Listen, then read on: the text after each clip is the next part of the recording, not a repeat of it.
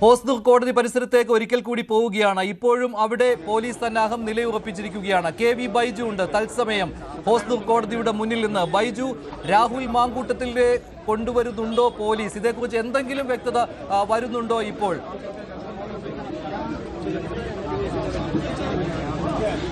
മഞ്ജുഷേ, നിലവിലെ സാഹചര്യം നമുക്ക് കണക്കിലാക്കിയാൽ രാഹുൽ മാങ്കൂട്ടത്തിൽ അറസ്റ്റിലായിരിക്കുന്നു, അതല്ലെങ്കിൽ കീഴടങ്ങിയിരിക്കുന്നു എന്ന് ഉറപ്പിക്കാം.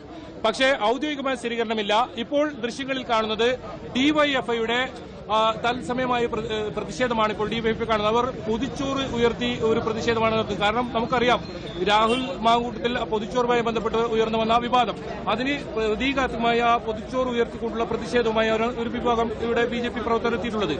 അതോടൊപ്പം ഡിവൈഎഫ്ഐ പ്രവർത്തകർ എത്തിയിട്ടുണ്ട്. അതോടൊപ്പം ബിജെപി പ്രവർത്തകരുടെ ഭാഗത്തു നിന്നുള്ള വലിയ പ്രതിഷേധവും മറുഭാഗത്ത് ഉയർന്നു എന്നാണ് പോലീസ്. നമ്മളിവിടെ ഇപ്പോൾ വൈകിട്ടോടുകൂടി എത്തുമ്പോൾ ചെറിയൊരു പ്രതികരണം കൂടി വരുന്നുണ്ട്. കൊടുക്കുന്നതിന് ഒരു പങ്ക് അത് മാങ്കൂട്ടത്തിന് പ്രതിഷേധാത്മകമായിട്ട് നമ്മൾ കൊടുക്കും. ആ രീതിയിൽ തന്നെ, കാരണം അയാൾ നടത്തിയ സ്റ്റേറ്റ്മെന്റ് ഇപ്പോഴും നമ്മുടെ സമൂഹത്തിന് മുമ്പിലുണ്ട്. അത്രത്തോളം ഭയങ്കരമായിട്ടുള്ള സ്റ്റേറ്റ്മെന്റ്. മഞ്ജുഷ, അവർ പറയുന്നത് ഈ രാഹുൽ മാങ്കൂട്ടത്തിന് ഈ പൊതിച്ചോറ് പ്രതീകാത്മകമായി നൽകും, അത്തരത്തിലുള്ള ഒരു പ്രതിഷേധം.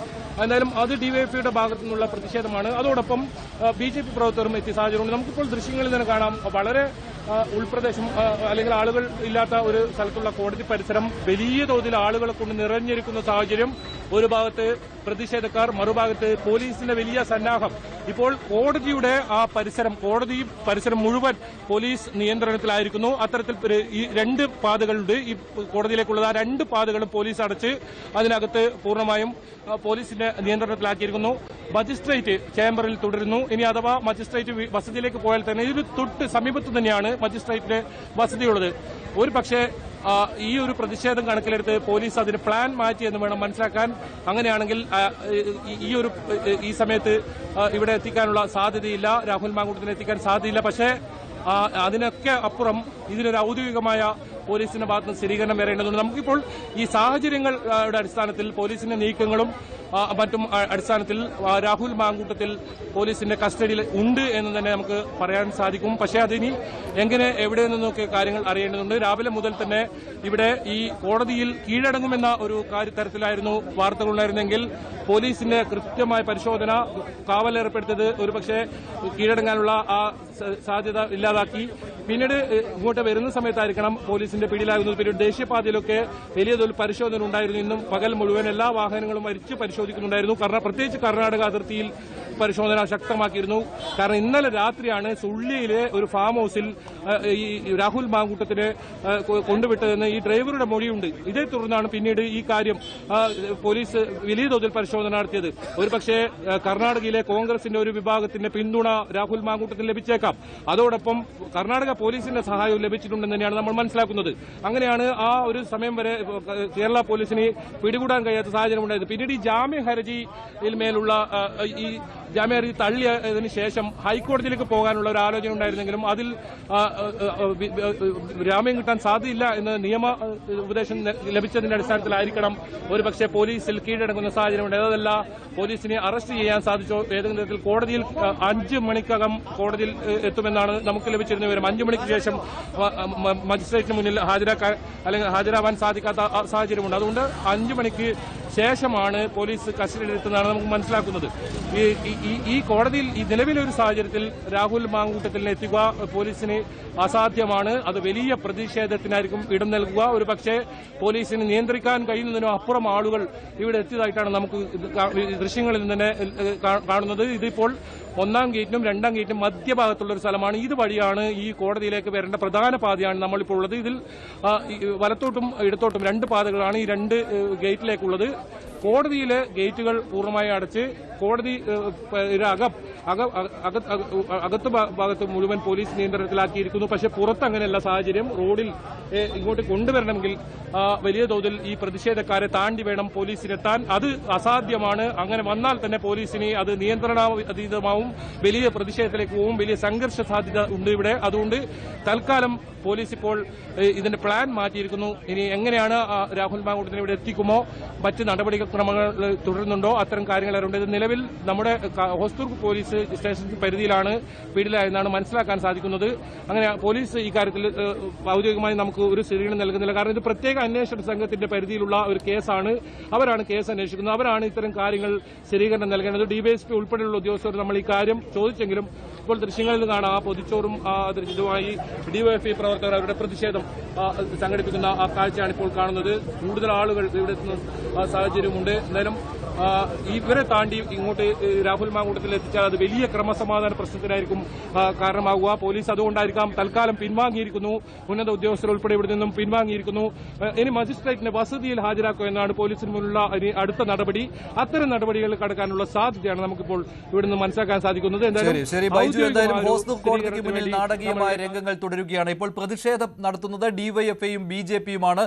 പൊതിച്ചോർ നൽകും പ്രതിഷേധ സൂചകമായി രാഹുൽ മാങ്കൂട്ടത്തിലിന്. ഇതാണ് ഡിവൈഎഫ്ഐയുടെ നിലപാട്. നേരത്തെ ഡിവൈഎഫ്ഐയുടെ പൊതിച്ചോർ വിതരണത്തെ അധിക്ഷേപിച്ചയാളാണ് രാഹുൽ മാങ്കൂട്ടത്തിൽ. അതിനാൽ തന്നെ അതേ രീതിയിലുള്ള മറുപടി രാഹുൽ മാങ്കൂട്ടത്തിന് നൽകാനാണ് ഡിവൈഎഫ്ഐയുടെ തീരുമാനം. ബിജെപിയും പ്രതിഷേധത്തിന് ഇപ്പോൾ കോപ്പ് കൂട്ടിയിരിക്കുകയാണ്. ഹോസ്ദുർ കോടതിക്ക് മുന്നിൽ പോലീസിന്റെ മറ്റൊരു പ്ലാൻ ബിയിലേക്ക് കാര്യങ്ങൾ പോകുമെന്നാണ് തോന്നുന്നത്. മജിസ്ട്രേറ്റ് എന്തായാലും കോടതിയിൽ തുടരുകയാണ്. പക്ഷേ തൊട്ടടുത്താണ് മജിസ്ട്രേറ്റിന്റെ വീടുള്ളത്. അങ്ങോട്ട് രാഹുൽ മാങ്കൂട്ടത്തിനെ കൊണ്ടുവരാനാണോ പോലീസിന്റെ പദ്ധതി? ഇതാണ് അറിയുവാൻ ബാക്കിയുള്ളത്. എന്തായാലും ഒന്നുകിൽ രാഹുൽ മാങ്കൂട്ടത്തിൽ അറസ്റ്റിലായിട്ടുണ്ട്, അല്ലെങ്കിൽ കീഴടങ്ങാൻ എത്തുന്നു. ഈ രണ്ട് കാര്യങ്ങളിൽ ഒന്ന് സംഭവിക്കാൻ പോവുകയാണ്. കഴിഞ്ഞ കുറച്ച് ദിവസങ്ങളായി ഒളിവിലായിരുന്നു രാഹുൽ മാങ്കൂട്ടത്തിൽ. മുൻകൂർ ജാമ്യം കിട്ടില്ല എന്ന കാര്യം ഉറപ്പായതോടുകൂടിയാണ് അടുത്ത പദ്ധതിയിലേക്ക് പോകുന്നത്. അതേസമയം രാഹുൽ മാങ്കൂട്ടത്തിൽ എവിടെയാണ് എന്നുള്ള കാര്യം പോലീസ് കണ്ടെത്തിയിരുന്നു. രാഹുലിനെ കൊണ്ടുചെന്നെത്തിച്ച സുള്ളിക്ക് സമീപം കൊണ്ടുചെന്നെത്തിച്ച ഡ്രൈവർ നേരത്തെ പോലീസിന്റെ കസ്റ്റഡിയിൽ ആയിരുന്നു. അതോടൊപ്പം തന്നെ പാലക്കാട്ടെ ഓഫീസിൽ നിന്ന് രാഹുൽ മാങ്കൂട്ടത്തിലിന്റെ ഡ്രൈവറെയും പേഴ്സണൽ സ്റ്റാഫിനെയും പോലീസ് കസ്റ്റഡിയിലെടുത്തിരുന്നു. ഇവരെ തിരുവനന്തപുരത്തേക്ക് കൂട്ടിക്കൊണ്ടുവന്നിരുന്നു. എന്തായാലും വിവരങ്ങൾ പോലീസിന് കിട്ടിയിട്ടുണ്ട്. മുൻകൂർ ജാമ്യാപേക്ഷ തള്ളിയതിന് തൊട്ടു പിന്നാലെ പോലീസിന്റെ ചടുലമായ നീക്കങ്ങളും കണ്ടു. രാഹുൽ മാങ്കൂട്ടത്തിൽ അറസ്റ്റിലായി എന്നുള്ള സൂചനകൾ വരികയാണ്. ശ്രീ ബി റജി, കോൺഗ്രസിന് ഏറ്റവും നാണക്കേടിന്റെ ഒരു ദിവസമാണ് ഇന്ന്. കുറച്ച് ദിവസം മുൻപെങ്കിലും ഈ തീരുമാനം എടുത്തിരുന്നുവെങ്കിൽ ഇത്ര വലിയ നാണക്കേട് വിളിച്ചു വരുത്തേണ്ട ആവശ്യമില്ലായിരുന്നു. എന്നിട്ട് ഇന്ന് പറയുകയാണ് ഇന്നലെ തന്നെ ഞങ്ങൾ പുറത്താക്കിയെന്ന്. നോക്കൂ മഞ്ജുഷ്, അങ്ങ് എത്ര ദയാരഹിതമാണ് കോൺഗ്രസിന് നേർക്ക് വിരൽ ചൂണ്ടുന്നത്. അങ്ങ് അതായത് ഒരു മാധ്യമ രംഗത്ത് പ്രവർത്തിക്കുന്ന ഒരു ആളെന്ന നിലയിൽ ഈ കാര്യത്തെ കുറച്ചുകൂടി അങ്ങക്ക് നിഷ്പക്ഷമായിട്ട് നിരീക്ഷിക്കാൻ കഴിയില്ലേ എന്നാണ് ഞാൻ അതിശയിക്കുന്നത്. കാരണം ഇന്ത്യയിലെ മറ്റ് ഒരു രാഷ്ട്രീയ പ്രസ്ഥാനത്തിനും കഴിയാത്ത തരത്തിൽ മാതൃകാപരമായ നടപടി സ്വീകരിച്ചുകൊണ്ട് ഇക്കാര്യത്തിൽ കോൺഗ്രസ് തുടക്കം മുതൽ തന്നെ സ്വീകരിച്ചു വരുന്ന നടപടികൾ കേരളത്തിലും പൊതുപ്രവർത്തന രംഗത്തും രാഷ്ട്രീയ രംഗത്തും മാതൃകാപരമാണ്. രാഷ്ട്രീയ പ്രവർത്തനം എന്ന് പറയുന്നത് ത്യാഗത്തിൻ്റെതാണ്. അതിന് സന്നദ്ധതയുള്ള, അങ്ങനെ സമർപ്പണം നടത്തി രാഷ്ട്രീയ പ്രവർത്തനം നടത്താൻ കഴിയുന്നവർക്ക് മാത്രമുള്ള ഒന്നാണ് രാഷ്ട്രീയ രംഗം. അപ്പോൾ അത്തരത്തിൽ സമർപ്പണത്തോടെ ആത്മാർത്ഥതയോടെ കമ്മിറ്റഡായി രാഷ്ട്രീയ പ്രവർത്തനം ത്യാഗ മനോഭാവത്തോടുകൂടി നിർവഹിക്കാൻ കഴിയാത്തവരുടെ കാര്യത്തിൽ അവർ കോൺഗ്രസ് പ്രസ്ഥാനമായും അതിൻ്റെ തത്വശാസ്ത്രവുമായും ചേർന്ന് പോകത്തില്ല എന്ന് കോൺഗ്രസിന്റെ മാനിഫെസ്റ്റോയിൽ കഴിഞ്ഞ ദിവസങ്ങളിൽ കോൺഗ്രസിന്റെ പറയുന്നുണ്ട്. പരിചയസമ്പന്നരല്ലാത്ത നേതാക്കൾ പോലും, യുവ നേതാക്കൾ, അതിൽ സ്ത്രീകളും ഉൾപ്പെടുന്നു, അവർ പോലും പറഞ്ഞിട്ടുള്ളതാണ്. പരിചയസമ്പന്ന കുറച്ച് നേതാക്കളെ കുറിച്ചാണ് ഞാൻ പറഞ്ഞത്. അവർ പോലും പറഞ്ഞതാണ് ഈ രാഹുൽ മാങ്കൂട്ടത്തിലിനെ പാർട്ടിയിൽ നിലനിർത്തരുത്, അത് പാർട്ടിക്ക് ക്ഷീണം ചെയ്യുമെന്ന്. പക്ഷേ അത് കേൾക്കുവാൻ കോൺഗ്രസിന്റെ നേതൃത്വത്തിന് സാധിച്ചില്ല. എന്നിട്ട് മുൻകൂർ ജാമ്യാപേക്ഷ തള്ളുന്നത് വരെ കാത്തിരുന്നു എന്ന് പറയുമ്പോൾ അത് കോൺഗ്രസിന്റെ ധാർമ്മികമായ പരാജയം തന്നെയാണ് എന്ന കാര്യത്തിൽ യാതൊരു സംശയമില്ല. കാരണം ചെറിയ നേതാക്കൾക്ക് പോലും തോന്നിയ കാര്യം എന്തുകൊണ്ട് മുതിർന്ന നേതാക്കൾക്ക് തോന്നിയില്ല എന്ന് പറയുമ്പോൾ അവിടെ ചില അദൃശ്യ കരങ്ങൾ ഉണ്ടായിരുന്നു. ആ കരങ്ങൾ ചുറ്റിപ്പറ്റി നടന്നിരുന്നത് എവിടെയാണ്? ഷാഫി പറമ്പിൽ എന്ന നേതാവിലാണ്. ഇന്ന് ഷാഫിയുടെ വാചകങ്ങൾ കേട്ടാൽ തന്നെ ഈ ആരോപണം എന്ന് പറയപ്പെടുന്ന കാര്യങ്ങൾ എന്നൊക്കെയാണ് അദ്ദേഹം പറയുന്നത്. അതായത് രാഹുൽ മാങ്കൂട്ടത്തിനെതിരെ പറയപ്പെടുന്ന കാര്യങ്ങൾ എന്നൊക്കെയാണ് ഷാഫി പറമ്പിൽ എന്ന് പറയുന്നത്. വ്യക്തിപരമായിട്ടുള്ള പിന്തുണയല്ല ഞാൻ നൽകിയത്, സംഘടനാപരമായ പിന്തുണയാണെന്ന്. പക്ഷേ കോൺഗ്രസിലെ പലർക്കും മനസ്സിലായിട്ടുണ്ട്. മനസ്സിലായ പലരും മനസ്സിലായില്ലെന്ന് ഭാവിക്കുകയായിരുന്നു ഏത് തരം പിന്തുണയായിരുന്നു ഷാഫി പറമ്പിൽ രാഹുൽ മാങ്കൂട്ടത്തിന് നൽകിയിരുന്നത് എന്ന്. അതായത് ഈ ഇരട്ടകൾ ചേർന്ന് കോൺഗ്രസിന് വലിയ പ്രഹരം ഏൽപ്പിക്കുകയായിരുന്നു. അവർക്ക് മുന്നിൽ പാർട്ടി തലകുനിക്കേണ്ടി വരുന്ന ഒരു സമയമാണ് ഇപ്പോൾ വന്നിരിക്കുന്നത്. ശ്രീ റെജി, നോക്കൂ, ഈ കോൺഗ്രസിൻ്റെ എതിരാളികൾ, രാഷ്ട്രീയമായ ശത്രുക്കൾക്ക് മാത്രമേ ഇത്തരത്തിലൊരു നിഗമനത്തിലെത്താൻ കഴിയൂ എന്നാണ് ഞാൻ കരുതുന്നത്. കാരണം കോൺഗ്രസിൻ്റെ ഭരണഘടനയിലെ 5-ാം അധ്യായത്തിൽ 7-ാം ഖണ്ഡികയായി പറയുന്നത് പറയുന്നത് ധാർമ്മികമായി മൂല്യച്യുതി ഉള്ളവർക്ക് കോൺഗ്രസ് പ്രസ്ഥാനവുമായി സഹകരിച്ച് പ്രവർത്തിക്കുവാൻ കഴിയില്ല എന്നുള്ളതാണ്. ഇവിടെ രാഹുൽ മാങ്കൂട്ടത്തിനെതിരെ ആദ്യഘട്ടത്തിൽ ഒരു ആരോപണം ഒരു ഫോർമൽ പരാതിയുമില്ലാതെ വന്ന ഘട്ടത്തിൽ പോലും മാതൃകാപരമായി ഒരു നടപടി സ്വീകരിച്ചു. പിന്നെ ഇന്നലെ വരെ അത് കാത്തിരുന്നു എന്ന് ചോദിച്ചാൽ അത് കോൺഗ്രസ് പ്രസ്ഥാനം എന്ന് പറയുന്നത് ആലോചിച്ച് ഒരു തീരുമാനമെടുത്താൽ പിന്നീട് അതിൽ ഒരു തരത്തിലുള്ള ഒരു എന്താണ് ഒരു വിഭാഗീയതയും അതിൽ ഉണ്ടാകാൻ പാടില്ല. വളരെ കർശനമായി ആലോചിച്ച് ഉറച്ച് തീരുമാനമെടുക്കും. പക്ഷേ ഇന്നലെ തന്നെ കോൺഗ്രസിൻ്റെ നേതാക്കൾ കേരള സമൂഹത്തോട് പറഞ്ഞെന്താണ്? ഉചിതമായ സമയത്ത് എന്നൊക്കെ പറയുന്നത് വെറുതെ പറ്റിക്കാനാണെന്ന് എല്ലാവർക്കും അറിയാവുന്ന കാര്യമാണ്. പിന്നെ ഇന്നലെ തന്നെ എടുത്തുവെന്ന് ശ്രീ പണിക്കർ ഇന്നലെ തന്നെ തീരുമാനം എടുത്തതാണ് കേട്ടോ, പക്ഷെ അത് പറയാൻ വിട്ടുപോയി എന്നുള്ളതാണ്. നോക്കൂ, ഇന്നലെ പറഞ്ഞു കേട്ടത് എന്താണ്? ബ്രഹ്മാസ്ത്രം പ്രയോഗിക്കും എന്നാണ്. പക്ഷേ ആ ബ്രഹ്മാസ്ത്രം പ്രയോഗിച്ചാൽ അതിന്റെ ഫലം ഇന്നലെ തന്നെ ഉണ്ടാകണം. ബ്രഹ്മോസ് പ്രയോഗിച്ചാലും ആ ഫലം ഇന്നലെ തന്നെ ഉണ്ടാകേണ്ടതല്ലേ? പക്ഷെ ബ്രഹ്മാസ്ത്രമോ ബ്രഹ്മോസോ ഒന്നും തന്നെ അവരുടെ കയ്യിൽ ഉണ്ടായിരുന്നില്ല. മറിച്ച് കോൺഗ്രസ് ഇവിടെ ടൈം ബൈ ചെയ്യുന്നതിന് വേണ്ടിയിട്ട് മാത്രമാണ് ശ്രമിച്ചത്. ഒരുപക്ഷെ കോൺഗ്രസിലെ പല നേതാക്കന്മാർക്കും, ശ്രീ കെ മുരളീധരൻ ഉൾപ്പെടെയുള്ള പല നേതാക്കന്മാർക്കും ഇന്നലെ തന്നെ അദ്ദേഹത്തിനെ പുറത്താക്കണമെന്നുള്ള ആഗ്രഹം ഉണ്ടായിരുന്നിരിക്കാം. പക്ഷേ ഒരുപക്ഷെ ശ്രീ മുരളീധരനേക്കാൾ ഡിസിഷൻ മേക്കേഴ്സുമായിട്ട് കൂടുതൽ അടുപ്പമുള്ള മറ്റ് ചില നേതാക്കന്മാരുടെ ഇടപെടലിന്റെ അടിസ്ഥാനത്തിലാണ് ആ തീരുമാനം ഇന്നലെ പ്രയോഗിക്കപ്പെടാതിരുന്നത്. അതുകൊണ്ട് അവര് തീരുമാനിച്ചത് തന്നെ ഒരുപക്ഷെ ഇന്നത്തേക്ക് ഈ ജാമ്യാപേക്ഷ പരിഗണിക്കുന്നത് മാറ്റിവെച്ചതുകൊണ്ട് അതിലൊരു തീരുമാനം ഉണ്ടാകുമ്പോൾ അതിനനുസരിച്ച് മാത്രം ഈ തീരുമാനം പ്രഖ്യാപിക്കാം എന്നാണ്. അപ്പൊ നമ്മളൊന്ന് ആലോചിച്ച് നോക്കേണ്ടത്, ഏതെങ്കിലും ഒരു കാരണത്താൽ രാഹുൽ മാങ്കൂട്ടത്തിലിന് ഇന്ന് മുൻകൂർ ജാമ്യം ലഭിക്കുമായിരുന്നുവെങ്കിൽ ഇന്ന് ശ്രീ റെജി ഈ ചർച്ചയിൽ പറയുന്ന അഭിപ്രായം മറ്റൊന്നാകുമായിരുന്നു. നോക്കൂ, അദ്ദേഹത്തിന് മുൻകൂർ ജാമ്യം കിട്ടിയില്ലേ എന്ന് പറയുമായിരുന്നു.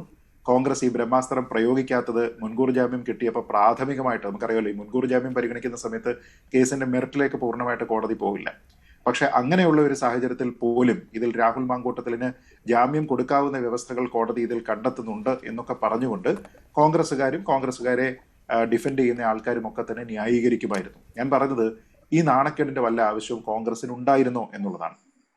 അതായത് കോൺഗ്രസിനെ സംബന്ധിച്ചിടത്തോളം ഒരു പരാതി അല്ല എന്ന് കൃത്യമായിട്ട് അറിയാം. ശ്രീ വി ഡി സതീശൻ മാതൃകാപരമായിട്ടുള്ള തീരുമാനം എടുക്കുന്നു എന്ന് പറയപ്പെടുന്ന സമയത്ത് തന്നെ ഈ പരാതി അല്ലല്ലോ അദ്ദേഹത്തിന് കിട്ടിയിരുന്നത്. മറ്റൊരു പരാതിയാണ് ഇദ്ദേഹവുമായി ബന്ധപ്പെട്ട്, സ്റ്റോക്കിങ്ങുമായി ബന്ധപ്പെട്ട്, അനാവശ്യ സംസാരവുമായി ബന്ധപ്പെട്ട് മറ്റു പല സ്ത്രീകളും നേരത്തെ വന്നിരുന്നു. 2 ഔദ്യോഗികമായിട്ടുള്ള പോലീസ് കംപ്ലൈന്റുകൾ ഇപ്പോഴാണ് വരുന്നത് എന്നുള്ള വ്യത്യാസം മാത്രമേ ഉള്ളൂ.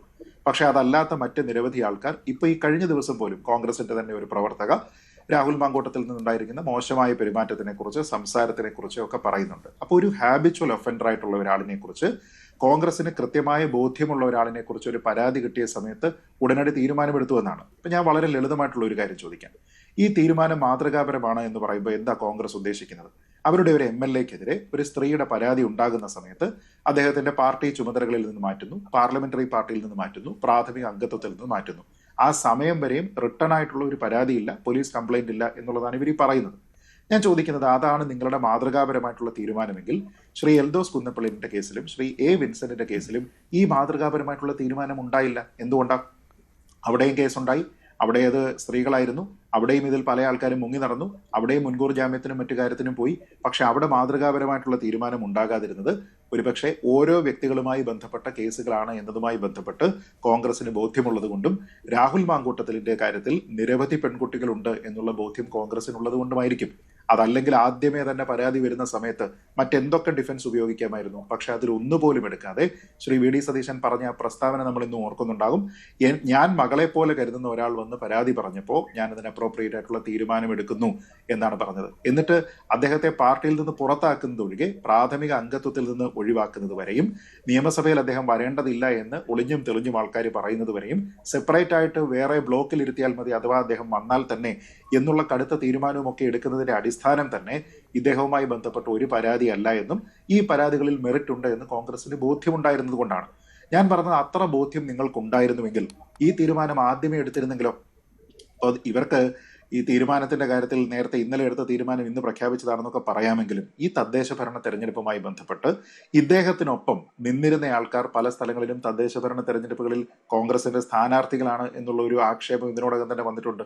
അപ്പൊ ഞാൻ പറയുന്നത്, പാർട്ടിയിൽ നിന്ന് പുറത്താക്കിയിരിക്കുന്ന ഒരാളിനെ നിയമസഭാ സമ്മേളനത്തിൽ പങ്കെടുക്കില്ല എന്ന് വി ഡി സതീശൻ പറഞ്ഞതിന് ശേഷവും ഒരു സ്റ്റേറ്റ്മെന്റ് എന്ന നിലയ്ക്ക് ഒരൊറ്റ ദിവസം മാത്രം സമ്മേളനത്തിൽ വന്നിരിക്കുന്ന ഒരാളിനോടൊപ്പം വന്നിരിക്കുന്ന ആൾക്കാർക്കൊക്കെ നിങ്ങൾ പാർട്ടിയിൽ മറ്റു പരിഗണന നൽകിയാൽ അതിനർത്ഥം എന്താണ്? ശ്രീ സണ്ണി ജോസഫ് വളരെ വിശാല ഹൃദയനായിട്ടുള്ള ആശാനാണെന്നാണോ നമ്മൾ മനസ്സിലാക്കേണ്ടത്, അതോ വളരെ സ്ട്രിക്റ്റ് ആയിട്ടുള്ള ഒരാളാണ് എന്നാണോ നമ്മൾ മനസ്സിലാക്കേണ്ടത്? അതേപോലെ തന്നെയാണ് മറ്റുള്ള ആൾക്കാർ. ഇപ്പോൾ ഫെനി നൈനാൻ്റെ ഒക്കെ കേസ് നമ്മൾ കണ്ടു. ഞാൻ പറയുന്നത്, നിങ്ങൾക്ക് ഇത്ര ബോധ്യമുണ്ടായിരുന്നുവെങ്കിൽ ഈ നാണക്കേട്, നമ്മൾ ഈ പറയുമല്ലോ, ഈ നാറിയവനെ ചുമന്നാൽ ചുമന്നവനും നാറും, ഈ നാറ്റം കോൺഗ്രസിന് ഒഴിവാക്കാമായിരുന്നില്ലേ? ഒരു സംശയമില്ല, ഒഴിവാക്കാമായിരുന്നു. പക്ഷേ ശ്രീ AK ഷാനിബിന് കോൺഗ്രസിലെ കാര്യങ്ങൾ അറിയാവുന്നതാണല്ലോ. അതുകൊണ്ടാണല്ലോ പാലക്കാട് ഉപതെരഞ്ഞെടുപ്പിന്റെ സമയത്ത് പാർട്ടിയിൽ നിന്ന് പോകേണ്ടി വന്നതും. സരിനും അത് തന്നെയാണ് സംഭവിച്ചത്. ഇന്ന് സരിൻ അതിനെക്കുറിച്ച് ഫേസ്ബുക്കിൽ പോസ്റ്റ് ഇട്ടിട്ടുമുണ്ട്. അത് ശരിയുമാണ്. സരിൻ ഉന്നയിച്ച കാര്യങ്ങൾ, അന്ന് ഉന്നയിച്ച കാര്യങ്ങൾ ശരിയാണെന്ന് ഇപ്പോൾ തെളിഞ്ഞിരിക്കുകയാണ്. താങ്കൾക്കും അറിയാവുന്ന കാര്യമാണല്ലോ ഇതൊക്കെ. അപ്പോൾ ഈ കഴിഞ്ഞ ദിവസം പോലും നടപടിയെടുക്കാമായിരുന്നതാണ് രാഹുൽ മാങ്കൂട്ടത്തിനെതിരെ. ഉണ്ടായില്ല. എന്നിട്ട് ഞങ്ങൾ മാതൃകാപരമായ നടപടിയെടുത്ത് മാറ്റി നിർത്തിയെന്ന് പറയുകയും അതേ സമയത്ത് തന്നെ ഇയാൾ പാലക്കാട് തെരഞ്ഞെടുപ്പ് വേദികളിൽ കോൺഗ്രസിന് വേണ്ടി വോട്ട് ചോദിക്കുകയും ചെയ്തിരുന്നു. എന്നെ ജയിപ്പിച്ചവരാണ്, അതുകൊണ്ട് എനിക്ക് അവിടെ വോട്ട് ചോദിക്കാൻ എത്താതിരിക്കാൻ പറ്റുകയില്ല എന്ന് പറഞ്ഞുകൊണ്ട്. പക്ഷേ ആ അദൃശ്യകരം അപ്പോഴും ഉണ്ടല്ലോ. ഇന്ന് ഷാഫി പറയുന്നത് കേട്ടു, ഞാൻ സംഘടനാപരമായ പിന്തുണയെ നൽകിയിട്ടുള്ളൂ, വ്യക്തിപരമായ പിന്തുണയായിരുന്നില്ല എന്ന്. പച്ചക്കള്ളമല്ലേ ഷാഫി പറഞ്ഞത്? തീർച്ചയായും അതെ, തീർച്ചയായും. ഇപ്പോ പിന്നെ പല ആളുകളും ഈ പറയുന്ന സൈക്കോപാത്തിന് എന്തൊക്കെയോ പിന്തുണ കിട്ടുന്നുണ്ട്, രാഷ്ട്രീയ സഹായം കിട്ടുന്നുണ്ട്, ആരൊക്കെയോ കൂടെയുണ്ട് എന്ന രീതിയിലൊക്കെ പറയും. ഞാൻ വളരെ കൃത്യമായിട്ട് പറയാം. ഷാഫി പറമ്പിൽ എന്ന് പറയുന്ന പാലക്കാട് മുൻ MLA യും ഇപ്പോ വടകര MP ആയിട്ടിരിക്കുന്ന ഷാഫി പറമ്പിലാണ് അയാളെ അന്നും സഹായിച്ചിട്ടുള്ളത്, ഇപ്പോഴും സഹായിച്ചുകൊണ്ടിരിക്കുന്നത്. അയാൾക്കുള്ള എല്ലാ സഹായവും ചെയ്തു കൊടുത്തത് ഷാഫി പറമ്പിലാണെന്ന കാര്യത്തിൽ എനിക്ക് യാതൊരു സംശയവുമില്ല. ഞാൻ വെറുതെ ഒരു ആരോപണം ഉന്നയിക്കുന്നതല്ല. ഞാൻ അതിന് കൃത്യമായിട്ട് കാര്യങ്ങൾ തന്നെ പറയാം. ഇപ്പോ സ്ഥാനാർത്ഥിയാവുന്നതുമായി ബന്ധപ്പെട്ട് പാലക്കാട് ഉപതെരഞ്ഞെടുപ്പ് നടക്കുന്ന സമയത്താണല്ലോ ഈ കാര്യങ്ങളൊക്കെ കൂടുതൽ ജനങ്ങളിലേക്ക് എത്തുന്നത്. ഒരു ആക്ഷേപം ഉന്നയിക്കുന്നതും ഡോക്ടർ സരിനാണെങ്കിലും, പിന്നീട് അതിനു മുമ്പ് തന്നെ ഞങ്ങൾ പാർട്ടിക്കകത്ത് പറഞ്ഞിട്ടുള്ള കാര്യമാണ്. ഞാൻ മാത്രമല്ല, ഇപ്പൊ ഇയാൾ പാർട്ടിക്ക് പുറത്തായല്ലോ, പിന്നെ പ്രാഥമിക അംഗത്വത്തിൽ നിന്ന് തന്നെ പൂർണ്ണമായും ഒഴിവാക്കി എന്നാണല്ലോ പറയുന്നത്. ഈ ഘട്ടത്തിലെങ്കിലും ഞാൻ പറയാണ്, യൂത്ത് കോൺഗ്രസിലുണ്ടായിരുന്ന ധാരാളം നേതാക്കൾ, ഞാൻ അവരുടെ ഇപ്പൊ മഞ്ജുകുട്ടനെ പോലെയുള്ള കൊല്ലത്തുള്ള നേതാക്കൾ, അതുപോലെ തന്നെ തൃശ്ശൂരുള്ള അഭിലാഷിനെ പോലെയുള്ള നേതാക്കൾ, അങ്ങനെ യൂത്ത് കോൺഗ്രസിന്റെ ഒരു പിടി നേതാക്കൾ ഇയാൾക്കെതിരെ നിരവധി തവണ ഇത്തരത്തിലുള്ള പരാതികൾ പറഞ്ഞിട്ടുള്ളതാണ്. ഇപ്പൊ ഷഹനാസ് തന്നെ കഴിഞ്ഞ ദിവസം പറഞ്ഞല്ലോ, ഇയാളെ യൂത്ത് കോൺഗ്രസിന്റെ പ്രസിഡന്റ് ആക്കാൻ പോകുന്നു എന്ന് അറിഞ്ഞ ഘട്ടത്തിൽ തന്നെ ഷാഫി പറമ്പിലിന് കൃത്യമായിട്ട് സൂചന നൽകിയിട്ടുള്ളതാണ്. ഇയാളെ കൊണ്ടുവന്നാൽ പെൺകുട്ടികൾക്ക് ബുദ്ധിമുട്ടുണ്ടാകും എന്ന് പറഞ്ഞാൽ അതെന്താണ്, സംഘടനാപരമായിട്ട് എന്തെങ്കിലും പ്രശ്നമാണോ? ഇപ്പോ ഷാഫി പറയുന്നത് ഞാൻ സംഘടനാപരമായ പിന്തുണയാണ്, രാഷ്ട്രീയമായ പിന്തുണയാണ് കൊടുത്തതെന്ന് പറയുന്നുണ്ട്. ഷഹനാസ് വളരെ കൃത്യമായി പറഞ്ഞല്ലോ, ഇയാളെ കൊണ്ടുവരുമ്പോൾ പെൺകുട്ടികൾക്ക് രാഷ്ട്രീയ പ്രവർത്തനം നടത്താൻ ബുദ്ധിമുട്ടുണ്ടാകും എന്ന് മാത്രമല്ല, തനിക്കുണ്ടായിട്ടുള്ള അനുഭവം, ഇതാണ് എനിക്കുണ്ടായ അനുഭവം എന്നിവരെ അവർ പറഞ്ഞല്ലോ. മറ്റു പരാതികളെ കുറിച്ചും സൂചനകൾ ഉണ്ടായല്ലോ. ഇത് മാത്രമല്ല, മറ്റു ധാരാളം യുവതികൾ, യൂത്ത് കോൺഗ്രസിന്റെ ഭാഗമായിട്ടുള്ള പെൺകുട്ടികളും മഹിളാ കോൺഗ്രസിന്റെ ഭാഗമായിട്ടുള്ള പെൺകുട്ടികളും മറ്റ് യൂത്ത് കോൺഗ്രസിലെ തന്നെ മറ്റ് സെല്ലുകളുണ്ട്. ആ സെല്ലുമായി ബന്ധപ്പെട്ട് പ്രവർത്തിക്കുന്ന സ്ത്രീകളും ഈ ഷാഫി പറമ്പിന് വളരെ കൃത്യമായിട്ട് പരാതികൾ പറഞ്ഞിട്ടുണ്ട്. ഇപ്പൊ അയാൾ പറയാം, എനിക്ക് രേഖാമൂലം പരാതി കിട്ടിയിട്ടില്ല. വളരെ കൗതുകം തോന്നി. അതിനകത്ത് ഷഹനാസ് ഇങ്ങനെ പരാതി പറഞ്ഞിട്ടുണ്ടല്ലോ എന്ന് ചോദിച്ചപ്പോൾ രാഹുൽ അതിൽ നിന്ന് ആ ചോദ്യത്തിൽ നിന്ന് ഒളിച്ചോടുകയായിരുന്നു. എന്നിട്ട് പറയുകയാണ്, എനിക്ക് അല്ലെ പാർട്ടിക്ക് രേഖാമൂലമുള്ള പരാതിയൊന്നും കിട്ടിയിട്ടില്ല. അപ്പോൾ ഷഹനാസ് നേരിട്ട് പറഞ്ഞതാണ്, ഇയാളെ യൂത്ത് കോൺഗ്രസിന്റെ സംസ്ഥാന പ്രസിഡന്റ് ആക്കരുത്, ഇത് ഇയാളുടെ സ്വഭാവം മോശമാണ് എന്നുള്ള കാര്യം. അതേക്കുറിച്ച് ചോദിച്ചപ്പോൾ ഓടി വിളിക്കുകയായിരുന്നു ഷാഫി പറമ്പിൽ ഇന്നും ചെയ്തത്. അതെ, ഇന്നും അത് തന്നെ. കഴിഞ്ഞ ദിവസം പിന്നെ അയാൾ മാധ്യമങ്ങളോട് പറയാണ്, ഞാനും കൂടെ ഇടപെട്ടിട്ടാണ് ഇയാളെ യൂത്ത് കോൺഗ്രസിന്റെ സംസ്ഥാന പ്രസിഡന്റ് ആക്കിയത് എന്ന് പറയുന്നത്. അതിന്റെ കൂടെ വേറൊരു കാര്യം കൂടെ പറഞ്ഞു, നിങ്ങളത് ശ്രദ്ധിച്ചോ എന്നറിയില്ല. ഇപ്പോ എടുത്ത തീരുമാനം, അയാൾക്കെതിരെ പരാതി വന്നപ്പോൾ, മാധ്യമങ്ങളിലൂടെ പരാതി വന്നപ്പോൾ പോലും അയാളെ പുറത്താക്കാൻ എടുത്ത തീരുമാനം, യൂത്ത് കോൺഗ്രസ് പ്രസിഡന്റ് സ്ഥാനത്ത് നിന്ന് മാറ്റാനുള്ള തീരുമാനം, പാർലമെന്ററി പാർട്ടിയിൽ നിന്ന് മാറ്റാനുള്ള തീരുമാനം, അത് ഈ പാർട്ടി എടുത്ത തീരുമാനമാണ്. അതിലൊന്നും എന്റെ താല്പര്യമല്ലല്ലോ പ്രവർത്തിച്ചത് എന്നാണ്. എന്ന് വെച്ചാൽ അയാളുടെ താല്പര്യം മറ്റൊന്നായിരുന്നു എന്നാണ്. അയാളുടെ താല്പര്യം, അയാളുടെ അടുപ്പം, അത് വെച്ചുകൊണ്ട് അതിനെ തടുക്കാൻ ഞാൻ ശ്രമിച്ചില്ലല്ലോ എന്നൊരു ഔദാര്യം പോലെ പറയാണ്. അതിൽ നിന്ന് നമുക്ക് മനസ്സിലാക്കാൻ കഴിയുന്നത് അദ്ദേഹത്തിന്റെ താല്പര്യം എന്ന് പറയുന്നത് ഇയാളെ പുറത്താക്കേണ്ടതില്ല എന്നായിരുന്നു എന്നുള്ളത് വ്യക്തമാണ്. അത് ഇപ്പൊ നമ്മൾ ഈ ഓരോ വാചകത്തിൽ മാത്രം പിടിച്ച് പറയുന്നതല്ല. അന്ന് ഈ ഉമാ തോമസിനെ പോലെയുള്ള, ബിന്ദു കൃഷ്ണനെ പോലെയുള്ള, KC വേണുഗോപാലിന്റെ ഭാര്യ ഉൾപ്പെടെയുള്ള, താര ടോജോ അലക്സ് ഉൾപ്പെടെയുള്ള ഒരുപാട് നേതാക്കൾ, ഇവരൊന്നും KPCCയുടെ വൈസ് പ്രസിഡന്റോ KPCC ഉന്നത സ്ഥാനത്തിരിക്കുന്ന ആളുകളൊന്നുമല്ല. ഇവരൊക്കെ സാധാരണ MLA മാരും സാധാരണ ഭാരവാഹികളും ഒക്കെ KPCCയുടെ ജനറൽ സെക്രട്ടറിമാരും സാധാരണ ഭാരവാഹികളാണ്. ഇദ്ദേഹം വർക്കിംഗ് പ്രസിഡന്റാണ്. ആ വർക്കിംഗ് പ്രസിഡന്റിന് സ്വാഭാവികമായിട്ട് ഉത്തരവാദിത്തമുണ്ട്. ആ ഉത്തരവാദിത്തത്തിനപ്പുറം ഞാൻ ഇയാളെ കൊണ്ടുവരുന്നു, ഇത് കോൺഗ്രസിന്റെ ഒരു ഇൻവെസ്റ്റ്മെന്റ് ആണ് പാലക്കാട്, ഞാൻ എങ്ങനെയാണോ പ്രവർത്തിച്ചത് അതുപോലെ പ്രവർത്തിക്കാൻ വേണ്ടി കൊണ്ടുവരുന്നു എന്ന് പറഞ്ഞ് പാലക്കാട്ടെ ജനങ്ങളുടെ മുമ്പിൽ അവതരിപ്പിച്ചതാണ്. എനിക്ക് വേണ്ടി വോട്ട് ചെയ്യണമെന്നായിരുന്നുവല്ലോ, ഷാഫിക്ക് വേണ്ടി രാഹുലിന് വോട്ട് ചെയ്യണം എന്നുള്ള അഭ്യർത്ഥനയായിരുന്നല്ലോ ആദ്യഘട്ടങ്ങളിൽ നടത്തിയിരുന്നത്. ഷാഫി തന്റെ നോമിനി എന്ന രീതിയിൽ തന്നെ കൊണ്ടു നടന്ന് വിജയിപ്പിക്കുകയായിരുന്നു രാഹുൽ മാങ്കൂട്ടത്തിലിനെ എന്ന കാര്യത്തിൽ സംശയമില്ല. പക്ഷേ ഷാനു, മറ്റൊരു കാര്യമുണ്ട്, ഷാഫിയുടെ രാഷ്ട്രീയ ഭാവി കൂടിയുണ്ട്. അത് പണയം വെച്ചുകൊണ്ട് ഷാഫി രാഹുലിനെ രക്ഷപ്പെടുത്താൻ ശ്രമിക്കുമോ? അങ്ങനെ ശ്രമിച്ചു എന്നാണല്ലോ നിങ്ങളൊക്കെ പറയുന്നത്. ഇപ്പോഴും ശ്രമിച്ചുകൊണ്ട് ഇരിക്കുകയായിരുന്നു. പക്ഷേ മുൻകൂർ ജാമ്യാപേക്ഷ തള്ളിയതോടുകൂടി പിന്നെ ഒരു രക്ഷയും ഇല്ലായിരുന്നു കോൺഗ്രസ് പാർട്ടിക്ക് എന്ന്. പക്ഷെ അങ്ങനെ സ്വന്തം രാഷ്ട്രീയ ഭാവി പണയം വെച്ചുകൊണ്ട് ഷാഫി അങ്ങനെ ഒരു പ്രവൃത്തി ചെയ്യുമോ? അല്ല, സ്വന്തം രാഷ്ട്രീയ ഭാവി പണയം വെച്ചുകൊണ്ട് അങ്ങനെ ചെയ്യുമോ എന്നുള്ള ചോദ്യം പ്രസക്തമാണ്. ആർക്കും അങ്ങനെ സംശയം തോന്നാം. അദ്ദേഹം ഇത്രയും കാലം ഉണ്ടാക്കിയ ഇമേജിനൊക്കെ നഷ്ടപ്പെടുത്തി അങ്ങനെ ചെയ്യുമെന്നുള്ള സംശയമൊക്കെ ഉണ്ടാവും. പക്ഷെ അങ്ങനെയാണ് സംഭവിച്ചത്. അതിന്റെ പിന്നിൽ വലിയ സാമ്പത്തിക ക്രമക്കേടുകളുണ്ട്, അതിന് പിന്നിൽ വലിയ ഇടപാടുകളുണ്ട്. ഒരു മാഫിയ സംഘമായിട്ട് ഇവർ പ്രവർത്തിച്ചുകൊണ്ടിരിക്കുകയാണ്. കോടിക്കണക്കിന് രൂപയുടെ പിന്നെ പിരിവാണ്. വടകര തെരഞ്ഞെടുപ്പുമായി ബന്ധപ്പെട്ട് വിദേശത്തു നിന്നും മറ്റ് ഇടങ്ങളിൽ നിന്നും കോടിക്കണക്കിന് രൂപയുടെ പണമാണ് ഇവർ കൈകാര്യം ചെയ്തിട്ടുള്ളത്. അതെല്ലാം കൈകാര്യം ചെയ്യുന്ന ഒരാൾ ഈ പറയുന്ന സൈക്കോപാത്താണ്. ഇയാൾ ഒറ്റയ്ക്കല്ല ഇതെല്ലാം ചെയ്യുന്നത്. ഇവർ രണ്ടുപേരും കൂടി ഇത്തരത്തിലുള്ള സാമ്പത്തിക ഇടപാടുകളിലും ഒക്കെ ഇവർക്ക് പങ്കുണ്ട്. അതുകൊണ്ടാണ് കൈവിടാൻ പറ്റാത്തത്. പരമാവധി സംരക്ഷിക്കാനുള്ള എല്ലാ ശ്രമവും ഇയാൾ നടത്തിയിട്ടുണ്ട്. ഞാൻ ഒരു കാര്യം ഇപ്പൊ ഈ ന്യൂസ് 18ന്റെ ഫ്ലോറിൽ ഞാൻ ഒരു കാര്യം വ്യക്തമായിട്ട് പറയാൻ ആഗ്രഹിക്കുകയാണ്. എന്തുകൊണ്ടാണ് നമ്മൾ ഇങ്ങനെ ഷാഫി പറമ്പിലാണ് സംരക്ഷിക്കുന്നതെന്ന് പറയുന്നത്? എന്തെങ്കിലും ഒരു വ്യക്തിപരമായ വിദ്വേഷം കൊണ്ടാണോ എന്നൊക്കെ തോന്നാൻ സാധ്യതയുണ്ടല്ലോ. പക്ഷെ ഞാൻ ഒരു കാര്യം വളരെ കൃത്യമായി പറയട്ടെ. ഇതിനകത്ത് പരാതി കൊടുക്കാത്ത ഒരു പെൺകുട്ടി, ആ പെൺകുട്ടി ക്രൂരമായി അക്രമം നേരിട്ട ഒരു പെൺകുട്ടിയുണ്ട്. ആ പെൺകുട്ടിയെ ഒരു തരത്തിലുള്ള സൗഹൃദമോ ഒരു തരത്തിലുള്ള പ്രണയമോ അല്ലെങ്കിൽ വിവാഹ വാഗ്ദാനം പോലുമോ ഉണ്ടാവാതെ തന്നെ ആ പെൺകുട്ടിയെ അതിക്രമിച്ച് കയറി ആ പെൺകുട്ടിയെ ഉപദ്രവിച്ച് പിന്നീട് ആ പെൺകുട്ടിയെ വിളിച്ചത് സെറ്റിൽ ചെയ്യാൻ വേണ്ടി, മാനിപ്പുലേറ്റ് ചെയ്യാൻ വേണ്ടിയിട്ട് ഇയാൾ ദിവസങ്ങൾക്ക് ശേഷം ആ പെൺകുട്ടിയെ നിരന്തരം വിളിച്ചു. രാത്രി സമയങ്ങളിൽ വിളിച്ച് ആ പെൺകുട്ടി അതിനെ എതിർത്തു. ഇയാൾ അതിനെ ഷൗട്ട് ചെയ്തു. ഇയാൾ തെറി വിളിച്ച് അധിക്ഷേപിച്ച് അവസാനം ഈ ടോർച്ചറിങ് സഹിക്കാൻ വയ്യാതെ ആ പെൺകുട്ടി ബോധമറ്റു വീണു. ആ ബോധമറ്റു വീണ സമയത്ത് ഫോണിൽ വിളിച്ച് കിട്ടാതായപ്പോ ആ പെൺകുട്ടിയുടെ ഒരു സഹപ്രവർത്തകനെ ഈ പറയുന്ന ഷാഫി പറമ്പിൽ വിളിച്ചു എന്നത് ആ പെൺകുട്ടി പറയുന്നുണ്ട്. പക്ഷെ ആ പെൺകുട്ടിക്ക് പരാതി പറയാൻ പുറത്തേക്ക് വരാൻ തൽക്കാലം പറ്റുന്നില്ല എന്നേ ഉള്ളൂ.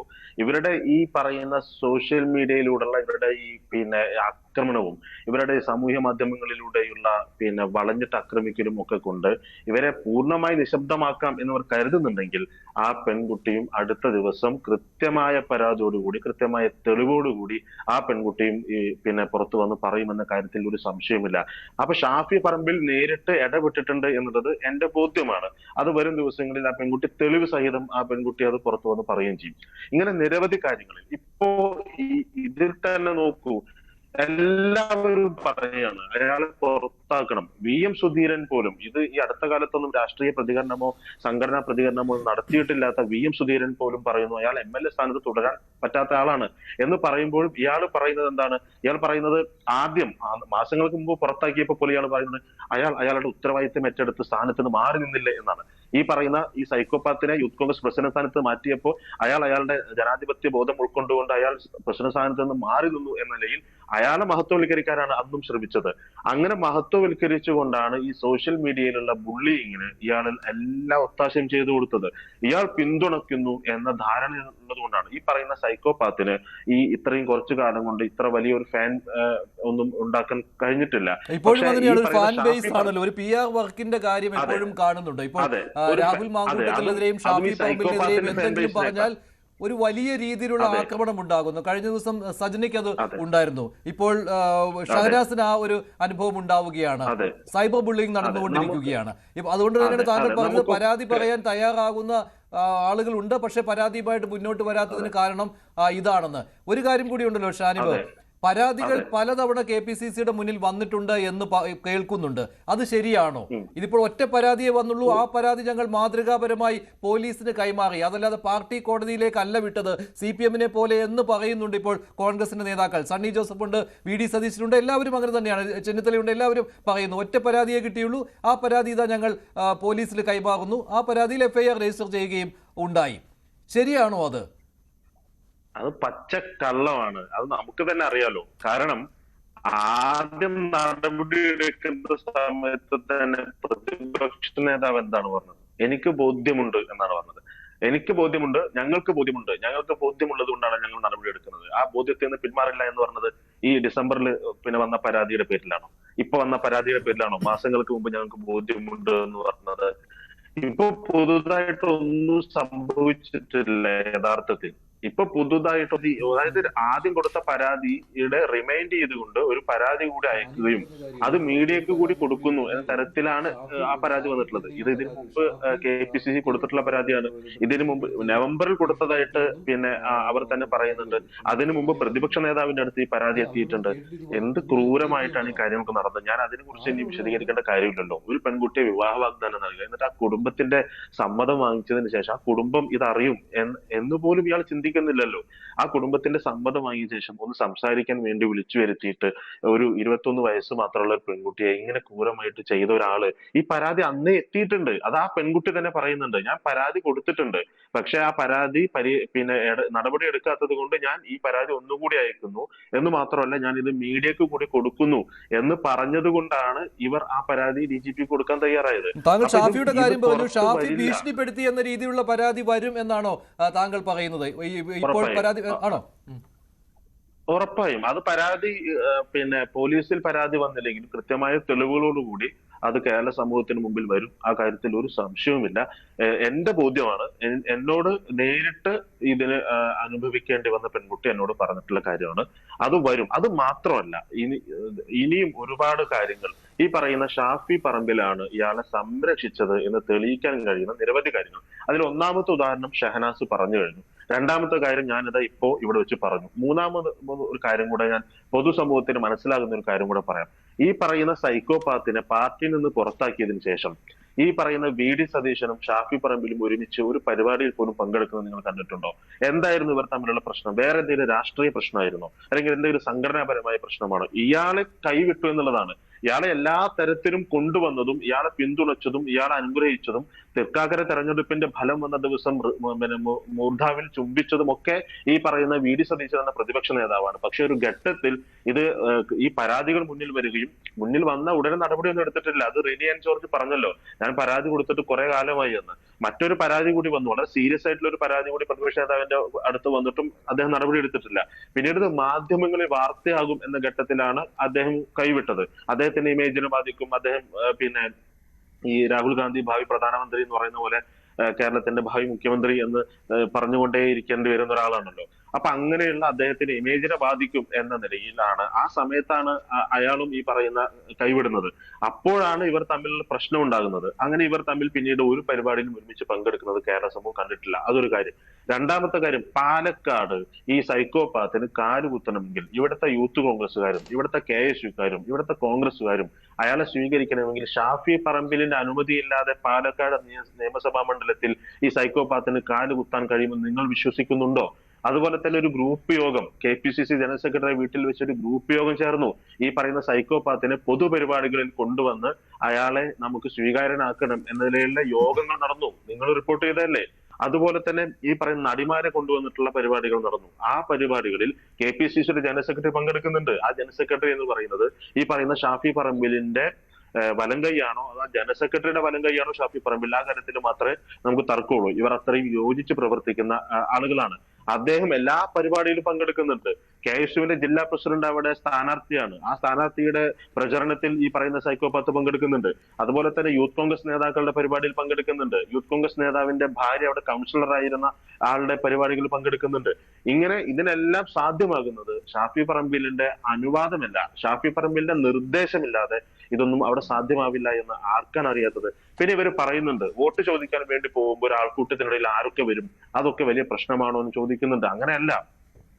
ഇവിടെ ഒരു പഞ്ചായത്തിന്റെ സ്ഥാനാർത്ഥി പ്രഖ്യാപനവുമായി ബന്ധപ്പെട്ട് അവർക്ക് ഷാൾ അണിയിച്ച് കൈപ്പത്തി ചിഹ്നത്തിലും കോണി ചിഹ്നത്തിലും മത്സരിക്കുന്ന സ്ഥാനാർത്ഥികൾക്ക് ഷാൾ അണിയിച്ചിട്ട് അവരെ ഈ നോമിനേഷൻ കൊടുക്കാൻ വേണ്ടി പറഞ്ഞയക്കുന്നത് ഈ സൈക്കോപാത്താണ്. അതുമാത്രമല്ല, ഇനിയിപ്പോ ഇതെല്ലാം നടക്കുന്നത് സംഘടനാപരമായ കാര്യമല്ല എന്ന് പറഞ്ഞൊരു കൈ കഴിയാം. ഇവിടെ പിന്നെ വരണാധികാരിയുടെ മുമ്പിൽ സ്ക്രൂട്ടിനി യോഗം നടക്കുന്നുണ്ട്. നിങ്ങൾ അതിന്റെ വീഡിയോ കണ്ടിട്ടുണ്ടാവും. ആ സ്ക്രൂട്ടിനി യോഗത്തിൽ പാർട്ടി തീരുമാനിക്കാത്ത ഒരാൾക്ക് അതിനകത്ത് കയറിയിരിക്കാൻ കഴിയും? സ്ക്രൂട്ടിനി യോഗത്തിൽ ഈ സ്ഥാനാർത്ഥികൾക്ക് വേണ്ടി നോമിനേഷൻ പത്രികയുടെ പിന്നെ നാമനിർദ്ദേശ പത്രികയുടെ ഈ സൂക്ഷ്മ പരിശോധനയിൽ അവിടെ ഈ പാർട്ടിയുടെ പ്രതിനിധിയായിട്ട് പങ്കെടുക്കുന്നത് ഈ സൈക്കോപാത്ത് ക്രിമിനലാണ്.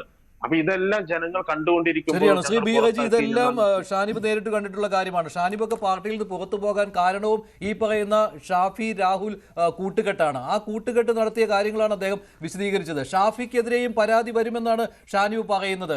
ഷാഫി പെൺകുട്ടിയോട് മോശമായി പെരുമാറി എന്നുള്ള കാര്യമല്ല, ഭീഷണിപ്പെടുത്തി എന്നുള്ള കാര്യമാണ്. ആർക്കു വേണ്ടി? രാഹുൽ മാങ്കൂട്ടത്തിന് വേണ്ടി. താങ്കളുടെ മറുപടി?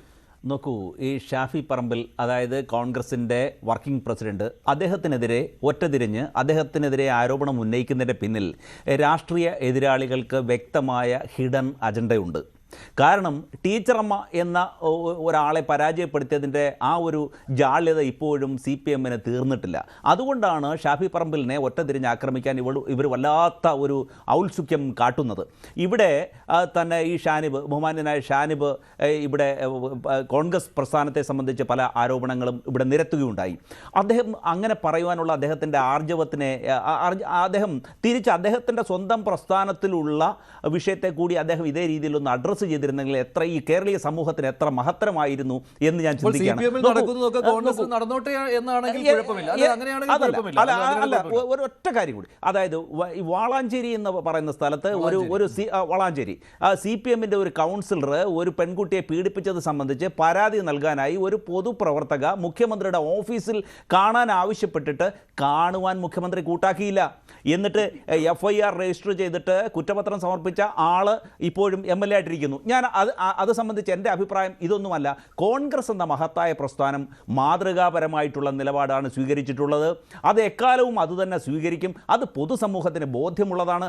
അതുകൊണ്ടാണ് കോൺഗ്രസ് പ്രസ്ഥാനത്തിലുള്ളവർക്ക് അന്തസ്സ പോലെ തല ഉയർത്തി നിൽക്കാനുള്ള അഭിമാനവും ഉള്ളത്. ഷാഫി പറമ്പിൽ ഈ രാഹുൽ മാങ്കൂട്ടത്തിൽ രക്ഷാകരമാണ് എന്ന കാര്യത്തിൽ സംശയമില്ല. പക്ഷേ ഷാഫിയും തള്ളിപ്പറഞ്ഞു രാഹുൽ മാങ്കൂട്ടത്തിലിനെ. ഇന്ന് കോടതി കൈവിട്ടതോടുകൂടി ആരും പിന്തുണയ്ക്കുന്നില്ല, മാതൃകാപരമായ നടപടി സ്വീകരിച്ചു കഴിഞ്ഞു എന്നാണ്. അത് CPM ഒരിക്കലും പറ്റാറുമില്ല.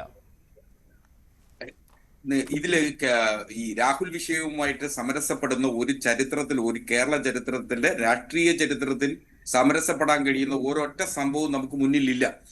രാഹുൽ വിഷയത്തിൽ കോൺഗ്രസ് ഇപ്പോ മാതൃകാപരമായ ശിക്ഷാ നടപടി എടുത്തുന്ന അഭിമാനം കൂടുമ്പോൾ, നേരത്തെ നാം വളരെ കൃത്യമായിട്ട് ഇതിനെ സംബന്ധിച്ച് പരിശോധിക്കുന്നു, പിന്തുടരുന്ന ആളുകൾ എന്ന നിലയിൽ നമുക്ക് കൃത്യമായി ബോധ്യമുണ്ട് എന്താണ് കോൺഗ്രസ് എടുത്തിട്ടുള്ള നടപടി. ഒന്നാമതായി അദ്ദേഹത്തെ യൂത്ത് കോൺഗ്രസിന്റെ സംസ്ഥാന അധ്യക്ഷ സ്ഥാനത്ത് നിന്നും മാറ്റി നിർത്തി.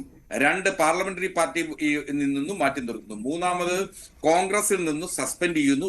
ഇപ്പോ ബഹുമാനപ്പെട്ട തിരുവനന്തപുരം ജില്ലാ കോടതി അദ്ദേഹത്തിന്റെ മുൻകൂർ ജാമ്യാപേക്ഷ നിരസിച്ചതിനെ തുടർന്ന് പുറത്താകുന്നു. പക്ഷേ കോൺഗ്രസിന്റെ സർവ്വസന്നാഹങ്ങളും അദ്ദേഹത്തിനു വേണ്ടി സാമൂഹ്യ മാധ്യമങ്ങളിലും പൊതുമണ്ഡലത്തിലും ഉണ്ട് എന്നതിന്റെ തെളിവാണ് അദ്ദേഹം ഇത്രയും ദിവസം കാണാമറയത്ത് നിൽക്കപ്പെട്ടത് എന്നത് കോൺഗ്രസിന് മറച്ചു വെക്കാനാവുമോ? കോൺഗ്രസിന്റെ ഒരു നേതാവെങ്കിലും അദ്ദേഹത്തെ സംരക്ഷിച്ചില്ലെന്ന ആർജവത്തോടു കൂടി പൊതുസമൂഹത്തോട് പറയാനുള്ള ചങ്കൂറ്റം കോൺഗ്രസിലെ ആർക്കെങ്കിലും ഉണ്ടോ? ഇതൊക്കെ അരിയാഹാരം കഴിക്കുന്ന കേരളീയ ജനത വളരെ കൃത്യമായി കണ്ടുകൊണ്ടിരിക്കുകയാണ്. ഇത്തരം ഒരു മനുഷ്യനെ സംരക്ഷിക്കുകയും ഇത്തരം ഒരു മനുഷ്യന് വേണ്ടി വർത്തമാനം പറയുകയും ചെയ്യേണ്ടി വരുന്നത് ജാള്യതയും CPM അല്ലെങ്കിൽ CPM മുൻകാലങ്ങളിൽ ഏതെങ്കിലും നേതാക്കന്മാർക്കെതിരെ വന്നിട്ടുള്ള ആരോപണങ്ങളുമായി താരതമ്യം ചെയ്യുക എന്ന് പറയുന്നത് തന്നെ വില കുറഞ്ഞ രാഷ്ട്രീയ പ്രചരണത്തിന് വേണ്ടി നടത്തുന്ന ഒരു മുകേഷിന്റെ കാര്യത്തിൽ നിങ്ങൾ ഒരു നിലപാടും എടുത്തില്ല. മുകേഷിന്റെ കാര്യത്തിൽ മുകേഷിനെതിരെ ഒരു നിലപാടും സ്വീകരിക്കുവാനായിട്ട് CPM കഴിഞ്ഞില്ല. അങ്ങനെയല്ല മഞ്ജുഷ്, മുകേഷ് CPM അംഗമല്ല. മുകേഷ് CPM സഹയാത്രികൻ എന്ന നിലയിൽ പാർട്ടി നിശ്ചയിച്ച് തെരഞ്ഞെടുപ്പിൽ മത്സരിപ്പിച്ച ആളാണ്. മുകേഷ് ഒരു സിനിമാക്കാരനാണ്. ആരോപണം പരിശോധിച്ചു. ആരാണ് ആരോപണം ഉന്നയിച്ചത്? ആ അതിജീവിതയെ സംബന്ധിച്ച് പോക്സോ കേസിലെ പ്രതിയാണെന്നേ. പോക്സോ കേസിലെ പ്രതി ഒരു 10 കൊല്ലം മുമ്പ് തന്നെ ഇങ്ങനെ തൊട്ടു, തലോടി, പ്രലോഭിപ്പിച്ചു എന്ന് പറയുകയും അവസാന ഒരു മാസത്തിന് മുൻപ് വരെ, പരാതി കൊടുക്കുന്നതിന് ഒരു മാസത്തിന് മുൻപ് വരെ മുകേഷിനോട് 1 ലക്ഷം രൂപ വായ്പ ചോദിക്കുന്നതിന്റെ വിവരങ്ങളടക്കം പുറത്തു വന്നതല്ലേ? അപ്പോ ഏതെങ്കിലും തരത്തിൽ ബലാത്സംഗത്തിനിരയായിട്ടുണ്ട് എങ്കിൽ, അല്ലെങ്കിൽ പീഡനത്തിനിരയായിട്ടുണ്ടെങ്കിൽ, ആ അതിജീവിത ഏതെങ്കിലും തരത്തിൽ തന്നെ പീഡിപ്പിച്ച വ്യക്തിയോട് പണം ആവശ്യപ്പെടുമോ? ഇതും രാഹുലിന്റെ വിഷയമായിട്ട് എങ്ങനെ നമുക്ക് തുലനം ചെയ്യാൻ കഴിയും? എങ്ങനെ നമുക്ക് താരതമ്യം ചെയ്യാൻ കഴിയും? മുകേഷിനെതിരെ നടപടി ഏത് കേസിലാണെങ്കിലും മെറിറ്റിലേക്ക് പോകുന്നതിന് മുൻപ് തന്നെ മുൻകൂർ ജാമ്യത്തിലൊരു തീരുമാനം ഉണ്ടാകും. ഇദ്ദേഹത്തിന്റെ കാര്യത്തിലും രാഹുലിന്റെ കാര്യത്തിലും അത് തന്നെയായിരുന്നു. മുകേഷിന്റെ കാര്യത്തിൽ മുകേഷിനെ നിയമപരമായിട്ട് പോരാടാനുള്ള അവകാശമുണ്ട് എന്ന് പറഞ്ഞുകൊണ്ട് നിങ്ങൾ സംരക്ഷിച്ചു നിർത്തുകയായിരുന്നു ചെയ്തത്. പക്ഷെ രാഹുലിന്റെ കാര്യത്തിൽ അത് ചെയ്തിട്ടില്ല. അറസ്റ്റിലാകുന്നതിന് മുൻപ് തന്നെ പുറത്താക്കുകയും ചെയ്തിട്ടുണ്ട്, പാർട്ടിയിൽ നിന്ന് പുറത്താക്കിയിട്ടുണ്ട്. അല്ലല്ല, കേസിന്റെ മെറിറ്റിലേക്ക് പോകുന്നതിന് മുൻപ് തന്നെ പുറത്താക്കി കേട്ടോ. അല്ല, കേസിന്റെ മെറിറ്റിലേക്ക് പോകുന്നതിന് ഇപ്പൊ പുറത്താക്കിയില്ലല്ലോ. മുൻകൂർ ജാമ്യം തള്ളിയപ്പോഴല്ലേ കോൺഗ്രസ് പുറത്താക്കിയത്? അതാണോ ചെയ്യേണ്ടിയിരുന്നത്? ഈ ആരോപണങ്ങളെ സംബന്ധിച്ച് കേരളത്തിന്റെ ബഹുമാന്യനായ പ്രതിപക്ഷ നേതാവിന് നേരിട്ടറിവുണ്ട്, KPCC പ്രസിഡന്റ് നേരിട്ടറിവുണ്ട്. അങ്ങനെയാണെങ്കിൽ അതൊക്കെ ശരിയാണ്. അല്ലല്ല, രാഹുലിന്റെ കാര്യത്തിൽ കോൺഗ്രസ് എടുത്ത നിലപാട് മാതൃകാപരമാണെന്ന് അവർ പറയുമ്പോഴും അങ്ങനെയല്ല. അത് മുൻകൂർ ജാമ്യത്തിൽ തീരുമാനം എടുക്കുന്നതുവരെ കാത്തിരുന്നു. അല്ല, CPM-ന്റെ കാര്യത്തിലും അങ്ങനെ തന്നെയാണ്. ഈ മുൻകൂർ ജാമ്യത്തിലൊക്കെ തീരുമാനം എടുക്കുന്നതുവരെയൊക്കെ കാത്തിരിപ്പും ഉണ്ടായിരുന്നു. അത് കഴിഞ്ഞിട്ടും പിന്നെ ഒരു നടപടിയിലേക്കും പോയില്ല. അറസ്റ്റ് ചെയ്ത ശേഷം ജാമ്യം നൽകണമെന്ന് കോടതി വിധിച്ചിരുന്നു. അപ്പോൾ ആ സമയം വരെയൊക്കെ നിങ്ങളും കാത്തിരുന്നു കേട്ടോ. നടപടി വേണോ വേണ്ടയോ എന്ന കാര്യത്തിലൊക്കെ അങ്ങോട്ടും ഇങ്ങോട്ടും ഒക്കെയുള്ള ചർച്ചകളും ഒക്കെ നടന്നിരുന്നു ആ സമയത്തും. അല്ല, മഞ്ജുഷ്, മുകേഷിന്റെ കാര്യത്തില് വളരെ വ്യത്യസ്തമായിട്ടുള്ള ആരോപണമാണ്. 10 കൊല്ലം മുമ്പ്, ഈ പരാതി കൊടുക്കുന്നതിന് 10 കൊല്ലം മുമ്പ് തന്നെ പീഡിപ്പിച്ചു എന്നുള്ളതാണ് അതിജീവിതം നൽകിയിട്ടുള്ള പരാതി. ആ പരാതിയിൽ കടമ്പില്ലെന്ന് കോടതിക്ക് തന്നെ ബോധ്യപ്പെട്ടു. എന്തുകൊണ്ടെന്നാൽ മുകേഷിനോട് അവർ പലതവണ പണം കടമായി ആവശ്യപ്പെട്ടതിന്റെ രേഖകൾ അടക്കമാണ് മുകേഷ് മുൻകൂർ ജാമ്യത്തിന് അപേക്ഷ കൊടുത്തത്. ഒന്ന്. രണ്ടാമത്തെ പ്രശ്നം എന്താ? മുകേഷ് സംഘടനാപരമായി പാർട്ടിക്കുള്ളിലില്ല. പാർട്ടിക്കുള്ളിലുള്ള ഒരാൾക്കെതിരെ മാത്രമേ പാർട്ടിക്ക് നടപടിയെടുക്കാൻ പറ്റൂ. ഒരു MLA രാജിവെക്കണം എന്ന് ആവശ്യപ്പെടുക എന്നത് MLA തെരഞ്ഞെടുത്തത് കൃത്യമായി ജനങ്ങളാണ്. മുകേഷിനെ ഒരു സ്വതന്ത്ര ഇടതുപക്ഷ MLA എന്ന നിലയിലോ CPM MLA എന്ന നിലയിലോ ആണ് പരിഗണിക്കപ്പെടുന്നത്. മുകേഷിന് ചിഹ്നം അനുവദിച്ചതടക്കം പാർട്ടി അംഗമല്ലാത്ത ഒരാൾക്ക് പാർട്ടി അനിതര സാധാരണമായ ഘട്ടങ്ങളിലാണ് ചിഹ്നം അനുവദിക്കാറുള്ളത്. അത്തരത്തിൽ അനുവദിച്ച് ശ്രീത്ത്, അത് തീവ്രത കുറഞ്ഞ പീഡനം എന്ന രീതിയിലുള്ള വിലയിരുത്തലാണ് പാർട്ടി നടത്തിയത്. ഇന്നലെ തന്നെ ലസിത നായർ തന്നെ അക്കാര്യം പറയുകയും ചെയ്തിരുന്നു. ഇവിടെ രാഹുലിന്റെ കാര്യത്തിൽ അങ്ങനെയല്ല, തീവ്രത കൂടിയതാണെന്ന്. അത് CPM എക്കാലത്തും സ്വീകരിക്കുന്ന ഒരു നിലപാടാണ്. എന്നാലും CPM-നെ ഇക്കാര്യത്തിൽ മാറ്റി നിർത്താം, കാരണം അവരെ കൊണ്ട് പറ്റില്ല ഇത്തരത്തിൽ നിലപാടെടുക്കാൻ. പക്ഷേ കോൺഗ്രസിനെയും ഇക്കാര്യത്തിൽ അഭിനന്ദിക്കാൻ ഒരു വകയുമില്ലല്ലോ. കാരണം അവർ മുൻകൂർ ജാമ്യത്തിൽ തീരുമാനമെടുക്കുന്നതുവരെ കാത്തു നിൽക്കുകയായിരുന്നു. അതുമാത്രമല്ല, ഷാനിബ് ഇപ്പോൾ പറഞ്ഞതനുസരിച്ച് ഈ പരാതിയൊന്നുമല്ല, ഇനിയും കിടക്കുകയാണ്. ഇനി വരാൻ പോകുന്ന ചർച്ച എന്ന് പറയുന്നത് ഷാഫി പറമ്പിൽ, രാഹുൽ മാങ്കൂട്ടത്തിൽ സഖ്യം, ഇരട്ടകൾ, അവർ എങ്ങനെയാണ് ഈ പാർട്ടിയിൽ നടത്തിയിരിക്കുന്ന ഇടപാടുകൾ എന്നുള്ളതാണ്. അത് മാത്രമല്ല, അത് വലിയ സാമ്പത്തിക ഇടപാടുകൾ ഉണ്ടായിരുന്നു എന്ന രീതിയിലുള്ള ആരോപണങ്ങൾ വരുന്നുണ്ട്. ഒന്നും തള്ളിക്കളയാൻ പറ്റുകയില്ല. അത്രമാത്രം കാര്യങ്ങളാണ് സംഭവിച്ചത്. ഒന്നുകൂടിയുണ്ട്, ഇപ്പോൾ ഉമ്മൻചാണ്ടി ജീവിച്ചിരിക്കുന്ന സമയത്ത് യൂത്ത് കോൺഗ്രസിന്റെ സംസ്ഥാന പ്രസിഡന്റായി A ഗ്രൂപ്പിൽ നിന്ന് ആര് മത്സരിക്കണം എന്നൊരു തീരുമാനം എടുക്കാനിരിക്കെ ആ സമയത്ത് ഉമ്മൻചാണ്ടി ടിക്കറ്റ് കൊടുത്ത പേര് JS അഖിലിൻ്റെതായിരുന്നു. 3 പേരുകളാണ് ഉമ്മൻചാണ്ടി, അദ്ദേഹം അസുഖബാധിതനായിരുന്ന സമയത്ത് അദ്ദേഹത്തിന് മുന്നിലേക്ക് വന്നത്, ഒരു പേപ്പറിൽ എഴുതി. അതിൽ രാഹുൽ മാങ്കൂട്ടത്തിലിൻ്റെ പേരുണ്ടായിരുന്നു, അഭിജിത്തിന്റെ പേരുണ്ടായിരുന്നു, JS അഖിലിൻ്റെ പേരുണ്ടായിരുന്നു. അവിടെ ടിക്ക് ചെയ്ത് അഖിലിൻ്റെ പേരാണ്. പക്ഷേ ഒടുവിൽ ഉമ്മൻചാണ്ടിയുടെ മരണശേഷം അതെന്തായി മാറി എന്ന് നമുക്കറിയാവുന്നതാണ്. രാഹുൽ മാങ്കൂട്ടത്തിലിന്റെ പേരായി മാറിയത്. അവിടെ കളിച്ചതാരാണ്? ഷാഫി പറമ്പിലാണ്. നോക്കൂ, ഈ ഒരു വിഷയത്തിൽ, ഇങ്ങനൊരു വിഷയത്തിൽ ഏതെങ്കിലും ഒരാൾ കോണേഡ് ആവുന്ന സമയത്ത് മറ്റുള്ള രാഷ്ട്രീയ പാർട്ടികൾക്ക് ഇതേപോലെ പറയാം എന്നുള്ളതല്ലാതെ ഈ വിഷയങ്ങളിൽ ഒന്നും തന്നെ കോൺഗ്രസിനോ BJP-ക്കോ CPM-നോ ഒന്നും തന്നെ ഒരു തരത്തിലുള്ള ധാർമ്മികതയും അവകാശപ്പെടാനുള്ള ഒരു ഗ്രൗണ്ടുമില്ല. അത് കേരളത്തിൽ മാത്രമല്ല, പല സംസ്ഥാനങ്ങളിൽ നമ്മൾ കണ്ടിട്ടുള്ളതാണ്. കേന്ദ്രത്തിൽ വരെ നമ്മളത് കണ്ടിട്ടുള്ളതാണ്. ഇവിടെ കുൽഭൂഷൺ യാദവുമായി ബന്ധപ്പെട്ട്, കുൽദീപ് സെൻഗറുമായി ബന്ധപ്പെട്ടൊക്കെ തന്നെ പ്രാദേശിക വിഷയങ്ങളായിട്ടല്ല, ദേശം മുഴുവനും ചർച്ച ചെയ്യപ്പെട്ട വിഷയങ്ങളാണ്. അതേപോലെ മുകേഷിന്റെ വാദത്തിലാണെങ്കിലും കുറെ കാര്യങ്ങളൊക്കെ തന്നെ നമുക്ക് സമ്മതിക്കാം. അതായത് പഴയ കേസാണ്, തന്നെയുമല്ല പണം ചോദിച്ചു പോലെയുള്ള ചില ആരോപണങ്ങളൊക്കെ അതിലുണ്ടായിരുന്നു. വളരെ കാലം കഴിഞ്ഞിട്ടാണ് അത് വന്നിരിക്കുന്നത്. ഇതൊക്കെ ശരിയാണ്. പക്ഷേ പാർട്ടി ചിഹ്നത്തിൽ മത്സരിച്ച ഒരാളാണ് മുകേഷ്. അപ്പൊ അദ്ദേഹം പാർട്ടിയുടെ അംഗമാണോ അല്ലയോ എന്നതിന്റെ ഒക്കെ അപ്പുറത്തേക്ക് പാർട്ടി ചിഹ്നത്തിൽ മത്സരിച്ചയാളാണ്. ശ്രീ KT ജലീൽ അങ്ങനെ ആയിരുന്നില്ലല്ലോ മത്സരിച്ചത്. ശ്രീ PV അൻവർ അങ്ങനെ ആയിരുന്നില്ലല്ലോ മത്സരിച്ചത്. അപ്പൊ എന്നിട്ടും കൊല്ലത്ത് മത്സരിക്കുന്ന സമയത്ത് പാർട്ടി ചിഹ്നം കൊടുക്കണം, ആ ചിഹ്നത്തിന് അർഹതയുണ്ട് മുകേഷിന് എന്ന് പാർട്ടി തീരുമാനിച്ചിട്ടുണ്ട് എങ്കിൽ പാർട്ടിക്ക് അതിൽ ലയബിലിറ്റി ഉണ്ട്. 2, പാർലമെന്ററി പാർട്ടിയിലോ പാർലമെന്ററി പാർട്ടിയിൽ എന്താണ് സ്ഥാനമുണ്ടോ ഇല്ലയോ? ഇക്കാര്യത്തിലൊക്കെ തന്നെ പ്രശ്നങ്ങളുണ്ട്. അപ്പോൾ അതുകൊണ്ട് അതിലേക്ക് കൂടുതൽ പോയി കഴിഞ്ഞാൽ ഇതിലെല്ലാവരും ഒരേപോലെ തന്നെയാണ് എന്നുള്ളത് ഒരു വസ്തുത വ്യക്തമാകും. ഇനി കോൺഗ്രസിനെ സംബന്ധിച്ചിടത്തോളം താങ്കൾ പറഞ്ഞത് വളരെ ശരിയാണ്. കോൺഗ്രസിന് ഒരു തരത്തിലും ഞങ്ങൾ മറ്റൊരാളിനേക്കാൾ ഭേദമാണ്, മാതൃകാപരമായിട്ടുള്ള തീരുമാനമാണ് എന്ന് അവകാശപ്പെടാൻ കഴിയില്ല. കാരണം ആദ്യഘട്ടത്തിൽ AICCയുടെ നിലപാട് എന്തായിരുന്നു ഈ വിഷയത്തിൽ മഞ്ജുഷ് ഓർക്കുന്നുണ്ടാകും. അന്ന് ഒരു സമയത്ത് ശ്രീ VD സതീശൻ പറഞ്ഞത് ഇതുമായി ബന്ധപ്പെട്ട പ്രാഥമിക നടപടികളാണ് ഇപ്പോൾ വന്നിരിക്കുന്നത്, ഇനിയും നടപടികൾ ഉണ്ടാകും എന്ന് പറഞ്ഞു. അപ്പോൾ പാർട്ടിയുടെ പ്രാഥമിക അംഗത്വമൊക്കെ പോയിരിക്കുന്ന ഒരാളിനെ സംബന്ധിച്ചിടത്തോളം പിന്നീട് നടക്കാൻ പോകുന്ന നടപടി എന്ന് പറഞ്ഞു കഴിഞ്ഞാൽ എന്താണ്? അദ്ദേഹത്തിനെ പെർമനന്റ് ആയിട്ട് പുറത്താക്കുക എന്നുള്ളതാണ്. ഒരുപക്ഷെ ശ്രീ സതീശൻ സൂചിപ്പിച്ചതാണ് എങ്കിൽ ആ സമയത്ത് കേരളത്തിൽ വെച്ച് മാധ്യമങ്ങളെ കണ്ട AICCയുടെ നിരീക്ഷകയായിട്ടുള്ള ദീപ ദാസ്മുൻഷി എന്ന് പറഞ്ഞിരുന്നത് എന്താണ്? അവർ പറഞ്ഞത് ഇനി ഇത് ക്ലോസ്ഡ് ചാപ്റ്റർ ആണെന്നാണ്.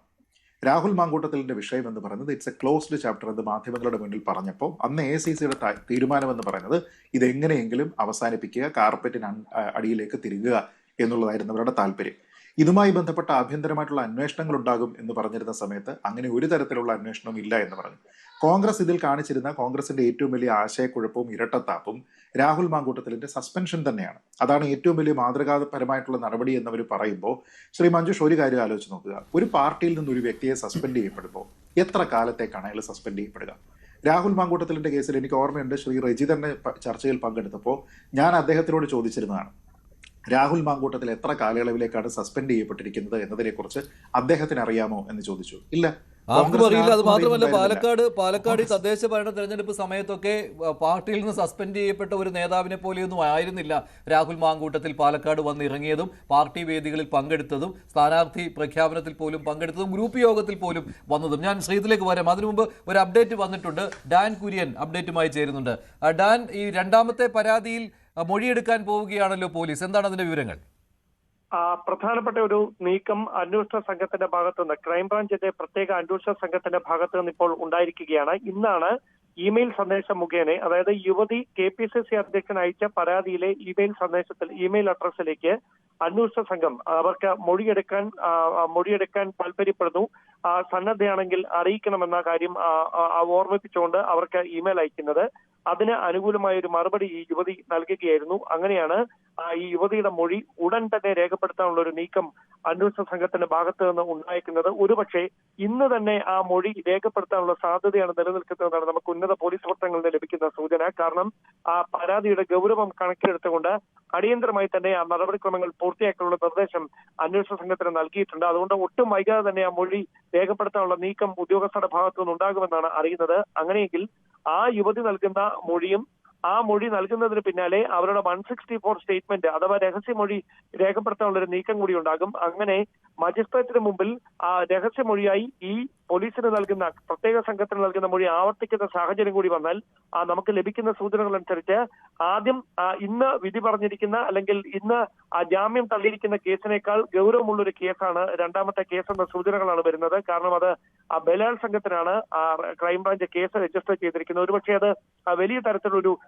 നിയമക്കുരുക്കായി രാഹുൽ മാങ്കൂട്ടത്തിൽ മാറാനുള്ള സാധ്യതയാണ് നിലവിലുള്ളത്. എന്തായാലും പ്രത്യേക അന്വേഷണ സംഘം ഈ മൊഴി രേഖപ്പെടുത്തുന്നതുമായി ബന്ധപ്പെട്ട പ്രാഥമിക നടപടിക്രമങ്ങൾക്ക് തുടക്കം കുറിച്ചിട്ടുണ്ട് എന്നുള്ള സൂചനകളാണ് ഇപ്പോൾ ലഭിക്കുന്നത്. ശരി ഡാൻ. ശ്രീത, ഈ രണ്ടാമത്തെ പരാതി എന്നുള്ളത് കുറച്ചുകൂടി ഗൗരവമുള്ള ഒരു പരാതിയാണല്ലോ. ഇന്ന് കോടതിയിൽ മുൻകൂർ ജാമ്യാപേക്ഷ വാദത്തിനിടെ ഈ പരാതിയുടെ കാര്യവും പ്രോസിക്യൂഷൻ ഉന്നയിക്കുകയുണ്ടായി. അപ്പോൾ ആ പരാതിയിലാണ് ഇപ്പോൾ മൊഴിയെടുക്കാൻ പോകുന്നത് അന്വേഷണ സംഘം. തീർച്ചയായിട്ടും അത് ഗൗരവതരമാണ്. പക്ഷേ കോടതി അത് വളരെ വലിയ പ്രാധാന്യത്തോടു കൂടി ഈ ഒരു വിഷയത്തിൽ പരിഗണിക്കാതിരുന്നത് അത് പ്രാരംഭ ദശയിലാണ് എന്നതിന്റെ അടിസ്ഥാനത്തിലാണ്. പ്രാഥമികമായിട്ടുള്ള പോലീസിന്റെ അന്വേഷണങ്ങൾ പോലും തുടങ്ങിയിട്ടേ ഉണ്ടായിരുന്നുള്ളൂ എന്നതിന്റെ അടിസ്ഥാനത്തിലാണ് ഞാൻ പറയുന്നത്. അതിൽ പറഞ്ഞിരിക്കുന്നത് വളരെ കൂടുതൽ ഗുരുതരമാണ് എന്ന് പറയുമ്പോൾ പ്രധാനമായിട്ടുണ്ടായിരിക്കുന്ന കുറേയധികം സാമ്യങ്ങളുണ്ട്. അതായത് വളരെ വൾണറബിൾ ആയിട്ടുള്ള സാഹചര്യത്തിലുള്ള ഒരു സ്ത്രീയെ എങ്ങനെയാണ് ഇമോഷണലായിട്ട് ബ്രേക്ക് ഡൗൺ ചെയ്തതിന് ശേഷം അവരെ ശാരീരികമായിട്ട് ഉപയോഗിക്കുന്നതിന് വേണ്ടി വിവാഹ വാഗ്ദാനം എന്നൊരു എക്സ്ക്യൂസ് അദ്ദേഹം നൽകിയത് എന്നതുമായി ബന്ധപ്പെട്ട് വളരെ ഗുരുതരമായിട്ടുള്ള ഒരു കോമണാലിറ്റി ഉണ്ട്. അത് തന്നെയുമല്ല, അതിനുശേഷം ഇത് ശാരീരികമായിട്ടുള്ള ഒരു ബന്ധമല്ല, ശാരീരിക പീഡനമായിരുന്നു എന്ന് തെളിയിക്കുന്ന തരത്തിലുള്ള ആരോപണങ്ങൾ അതിലുണ്ട്. അതിൽ തന്നെ അവർക്ക് ശാരീരികമായിട്ടുള്ള അസ്വസ്ഥതകൾ ഉണ്ടായിരുന്നതിനെ കുറിച്ച്, അവർക്ക് ശ്വാസം പോലും എടുക്കാൻ കഴിയുന്നില്ല, എന്നിട്ടും ആ സമയത്തും ഈ ക്രൂരമായിട്ടുള്ള പീഡനം തുടർന്നു എന്നതിനെക്കുറിച്ച് പറയുന്നുണ്ട്. എന്നിട്ട് ഈ ആദ്യത്തെ കേസിൽ എന്നതുപോലെ തന്നെ വിവാഹ വാഗ്ദാനം വിഡ്രോ ചെയ്യുന്ന ഒരു രീതിയുണ്ട് എന്ന് പറയുമ്പോൾ അല്പം മുമ്പ് ശ്രീ ഷാനിബ് പറഞ്ഞതുപോലെ ഒരു സൈക്കോപാത്തിക് ബിഹേവിയർ അതിലുണ്ട് എന്നുള്ള കാര്യത്തിൽ നമുക്ക് കൂടുതലായിട്ട് ഒരു സംശയം തോന്നുകയാണ്. കാരണം അത് ഇരയുടെ ഇമോഷൻസിന് യാതൊരു വിധത്തിലുള്ള പ്രാധാന്യവും നൽകാതെ അവർക്ക് പിന്നീട് സമൂഹത്തിൽ കുടുംബത്തിലൊക്കെ തന്നെ എങ്ങനെ ജീവിക്കാം എന്നതിനെക്കുറിച്ച് ഒരു തരത്തിലുള്ള ചിന്തയുമില്ലാതെ തൻ്റെ ഒരു മൊമെന്ററിലി ഉണ്ടാകുന്ന ഒരു താല്പര്യത്തിന് വേണ്ടിയിട്ട് മാത്രം സ്ത്രീകളെ ഉപഭോഗ വസ്തുക്കളായിട്ട് ഒരാൾ ഉപയോഗിക്കുന്നു എന്ന് പറയുന്നത് ഗുരുതരമായിട്ടുള്ള ഒരു കാര്യമാണ്. ഈ വിവാഹ വാഗ്ദാനം നൽകി അവരെ ഇങ്ങനെ കൊടിയ പീഡനത്തിന് വിധേയരാക്കുന്നു, എന്നിട്ട് സുരക്ഷിതമല്ലാത്ത ശാരീരിക ബന്ധത്തിൽ ഏർപ്പെടുന്നു, എന്നിട്ടോ സുരക്ഷിതമല്ലാത്ത മാർഗങ്ങളിലാണ് ഈ അബോർഷന് പോലും പോകുന്നത്. ഇന്നിപ്പോ കോടതി പറഞ്ഞിരിക്കുന്ന ഏറ്റവും ഗുരുതരമായിട്ടുള്ള കാര്യം എന്താണ്? രാഹുൽ മാങ്കൂട്ടത്തിൽ പറയുന്നത് എന്താണ്? ഇത് വിവാഹ ബന്ധത്തിൽ നിന്നുള്ള കുട്ടിയാണ്, തനിക്ക് അക്കൗണ്ടബിലിറ്റി ഇല്ല എന്ന് പറയുമ്പോൾ കോടതി തന്നെ അതിൽ കാണുന്ന ഏറ്റവും പ്രധാനപ്പെട്ട ഗുരുതരമായിട്ടുള്ള കുറ്റമായിട്ട് കാണുന്നത് ഇത് അദ്ദേഹത്തിന്റെ താല്പര്യത്തിലാണ് അബോർഷനിലേക്ക് പോയത് എന്നതുകൊണ്ടാണ്. കാരണം കോടതിയുടെ മുന്നിൽ സമർപ്പിക്കപ്പെട്ട തെളിവുകളിൽ നിന്ന് കോടതിക്ക് ബോധ്യമാകുന്നത് ഈ സ്ത്രീക്ക് ഈ ഒരു കുട്ടിയെ ഗർഭം ധരിക്കണം എന്നുള്ള താല്പര്യമുണ്ടായിരുന്നുവെന്നും, എന്നാൽ ആ താല്പര്യത്തിന് വിരുദ്ധമായി അവരെ അവരുടെ താല്പര്യത്തിന് വിരുദ്ധമായി നിർബന്ധിച്ച് മറ്റൊരു തീരുമാനമെടുക്കാൻ പ്രേരിപ്പിച്ചതും ഇദ്ദേഹമാണ് എന്നാണ്. തന്നെയുമല്ല, അതുമായി ബന്ധപ്പെട്ട ചാറ്റുകളുണ്ട്, അതുമായി ബന്ധപ്പെട്ട ഓഡിയോ സന്ദേശങ്ങളുണ്ട്, മറ്റ് തെളിവുകളുണ്ട്. ഇതൊന്നും പോരാഞ്ഞിട്ട് വളരെ കൃത്യമായിട്ട് ഇവർക്ക് ഈ അബോർഷന് വേണ്ടുന്ന മരുന്ന് എത്തിച്ചു കൊടുക്കുന്നത് ഇദ്ദേഹത്തിന്റെ സുഹൃത്ത് വഴിയാണ്. എന്നിട്ട് അത് കൈപ്പറ്റിയതിനു ശേഷവും രാഹുലിന്റെ വാദം എന്തായിരുന്നു? അദ്ദേഹത്തിന്റെ ജാമ്യാപേക്ഷയിലും കോടതിയിലും ഉണ്ടായിരുന്ന അദ്ദേഹത്തിന്റെ വാദം നമ്മളിപ്പോൾ മനസ്സിലാക്കുന്നത് അവർ സ്വമേധയാണ് ഇത് അബോർട്ട് ചെയ്യുന്നതിന് വേണ്ടിയിട്ട് മരുന്ന് കഴിച്ചത് എന്നാണ്. എന്നാൽ അത് അങ്ങനെ ആയിരുന്നില്ല എന്നും, മരുന്ന് ഒരു ദിവസം ഈ സുഹൃത്ത് കൊണ്ടു കൊടുക്കുമ്പോൾ അടുത്ത ദിവസം വീഡിയോ കോളിൽ രാഹുൽ കാണുകയാണ് ഈ സ്ത്രീ ഈ മരുന്ന് കഴിച്ച് അബോർഷന് വിധേയയായത് എന്നുമാണ് പറയുന്നത്. അതിനുശേഷം അവർക്ക് ശാരീരികമായിട്ടുള്ള കോംപ്ലിക്കേഷൻസ് ഉണ്ടാകുന്ന സമയത്താണ് മറ്റ് ആരോഗ്യ പരിപാലനത്തിനൊക്കെ വേണ്ടി പോകുന്നത്. എന്ന് വെച്ചാൽ ഒരു സ്ത്രീയോട് സുരക്ഷിതമല്ലാത്ത ഒരു ശാരീരിക ബന്ധത്തിൽ ഏർപ്പെടുക മാത്രമല്ല, അതിലൊരു കുട്ടി ജനിക്കുന്നു എന്നുള്ള ഒരു സാഹചര്യം ഉണ്ടാകുമ്പോൾ അതിനെ സുരക്ഷിതമല്ലാത്ത ഒരു മാർഗത്തിൽ കൂടി അബോർട്ട് ചെയ്യാനും പോകുന്നു. ഈ ഡോക്ടറുടെ ഉപദേശം അതിൽ പറയുന്നുണ്ട്, അത് വളരെ ക്രിട്ടിക്കലാണെന്നാണ് ഞാൻ കരുതുന്നത്. കാരണം ഡോക്ടർ അതിൽ പറയുന്നത് എന്താണ്? ഒരു തരത്തിലും സുരക്ഷിതമല്ലാത്ത ഒരു മാർഗം, ഒരു ഡോക്ടർ നിർദ്ദേശിച്ചിട്ടല്ലാതെ ഉപയോഗിക്കാൻ പാടില്ലാത്ത ഒരു മരുന്ന് ഇതിനു വേണ്ടിയിട്ട് ഉപയോഗിച്ചിരിക്കുന്നു. രാഹുൽ മാങ്കൂട്ടത്തിൽ നമ്മൾ മനസ്സിലാക്കുന്നത് അനുസരിച്ച് MBBS ഒന്നും അല്ലല്ലോ അദ്ദേഹം പഠിച്ചിരിക്കുന്നത്. അദ്ദേഹത്തിന് ഇത്തരത്തിലുള്ള കാര്യങ്ങളിൽ മരുന്ന് എഴുതാനായിട്ടുള്ള ഒരു റൈറ്റ്. ഇപ്പോൾ ഹോസ്ദുർ കോടതിക്ക് മുന്നിൽ എന്താണ് സംഭവിച്ചത് എന്നുള്ള വിശദീകരിക്കുന്നതിന് വേണ്ടി KV ബൈജു വീണ്ടും ചേരുകയാണ്. ബൈജു, മജിസ്ട്രേറ്റ് മടങ്ങിയോ കോടതിയിൽ നിന്ന്? പോലീസ് സന്നാഹം ഉണ്ടോ ഇപ്പോഴും അവിടെ? മഞ്ജുഷ, ഈ കോടതി പരിസരത്ത് ഇപ്പോൾ DYFI BJPയുടെ വലിയ തോതിലുള്ള പ്രവർത്തകർ സംഘടിച്ചു നിൽക്കുന്ന ഒരു സാഹചര്യമാണുള്ളത്.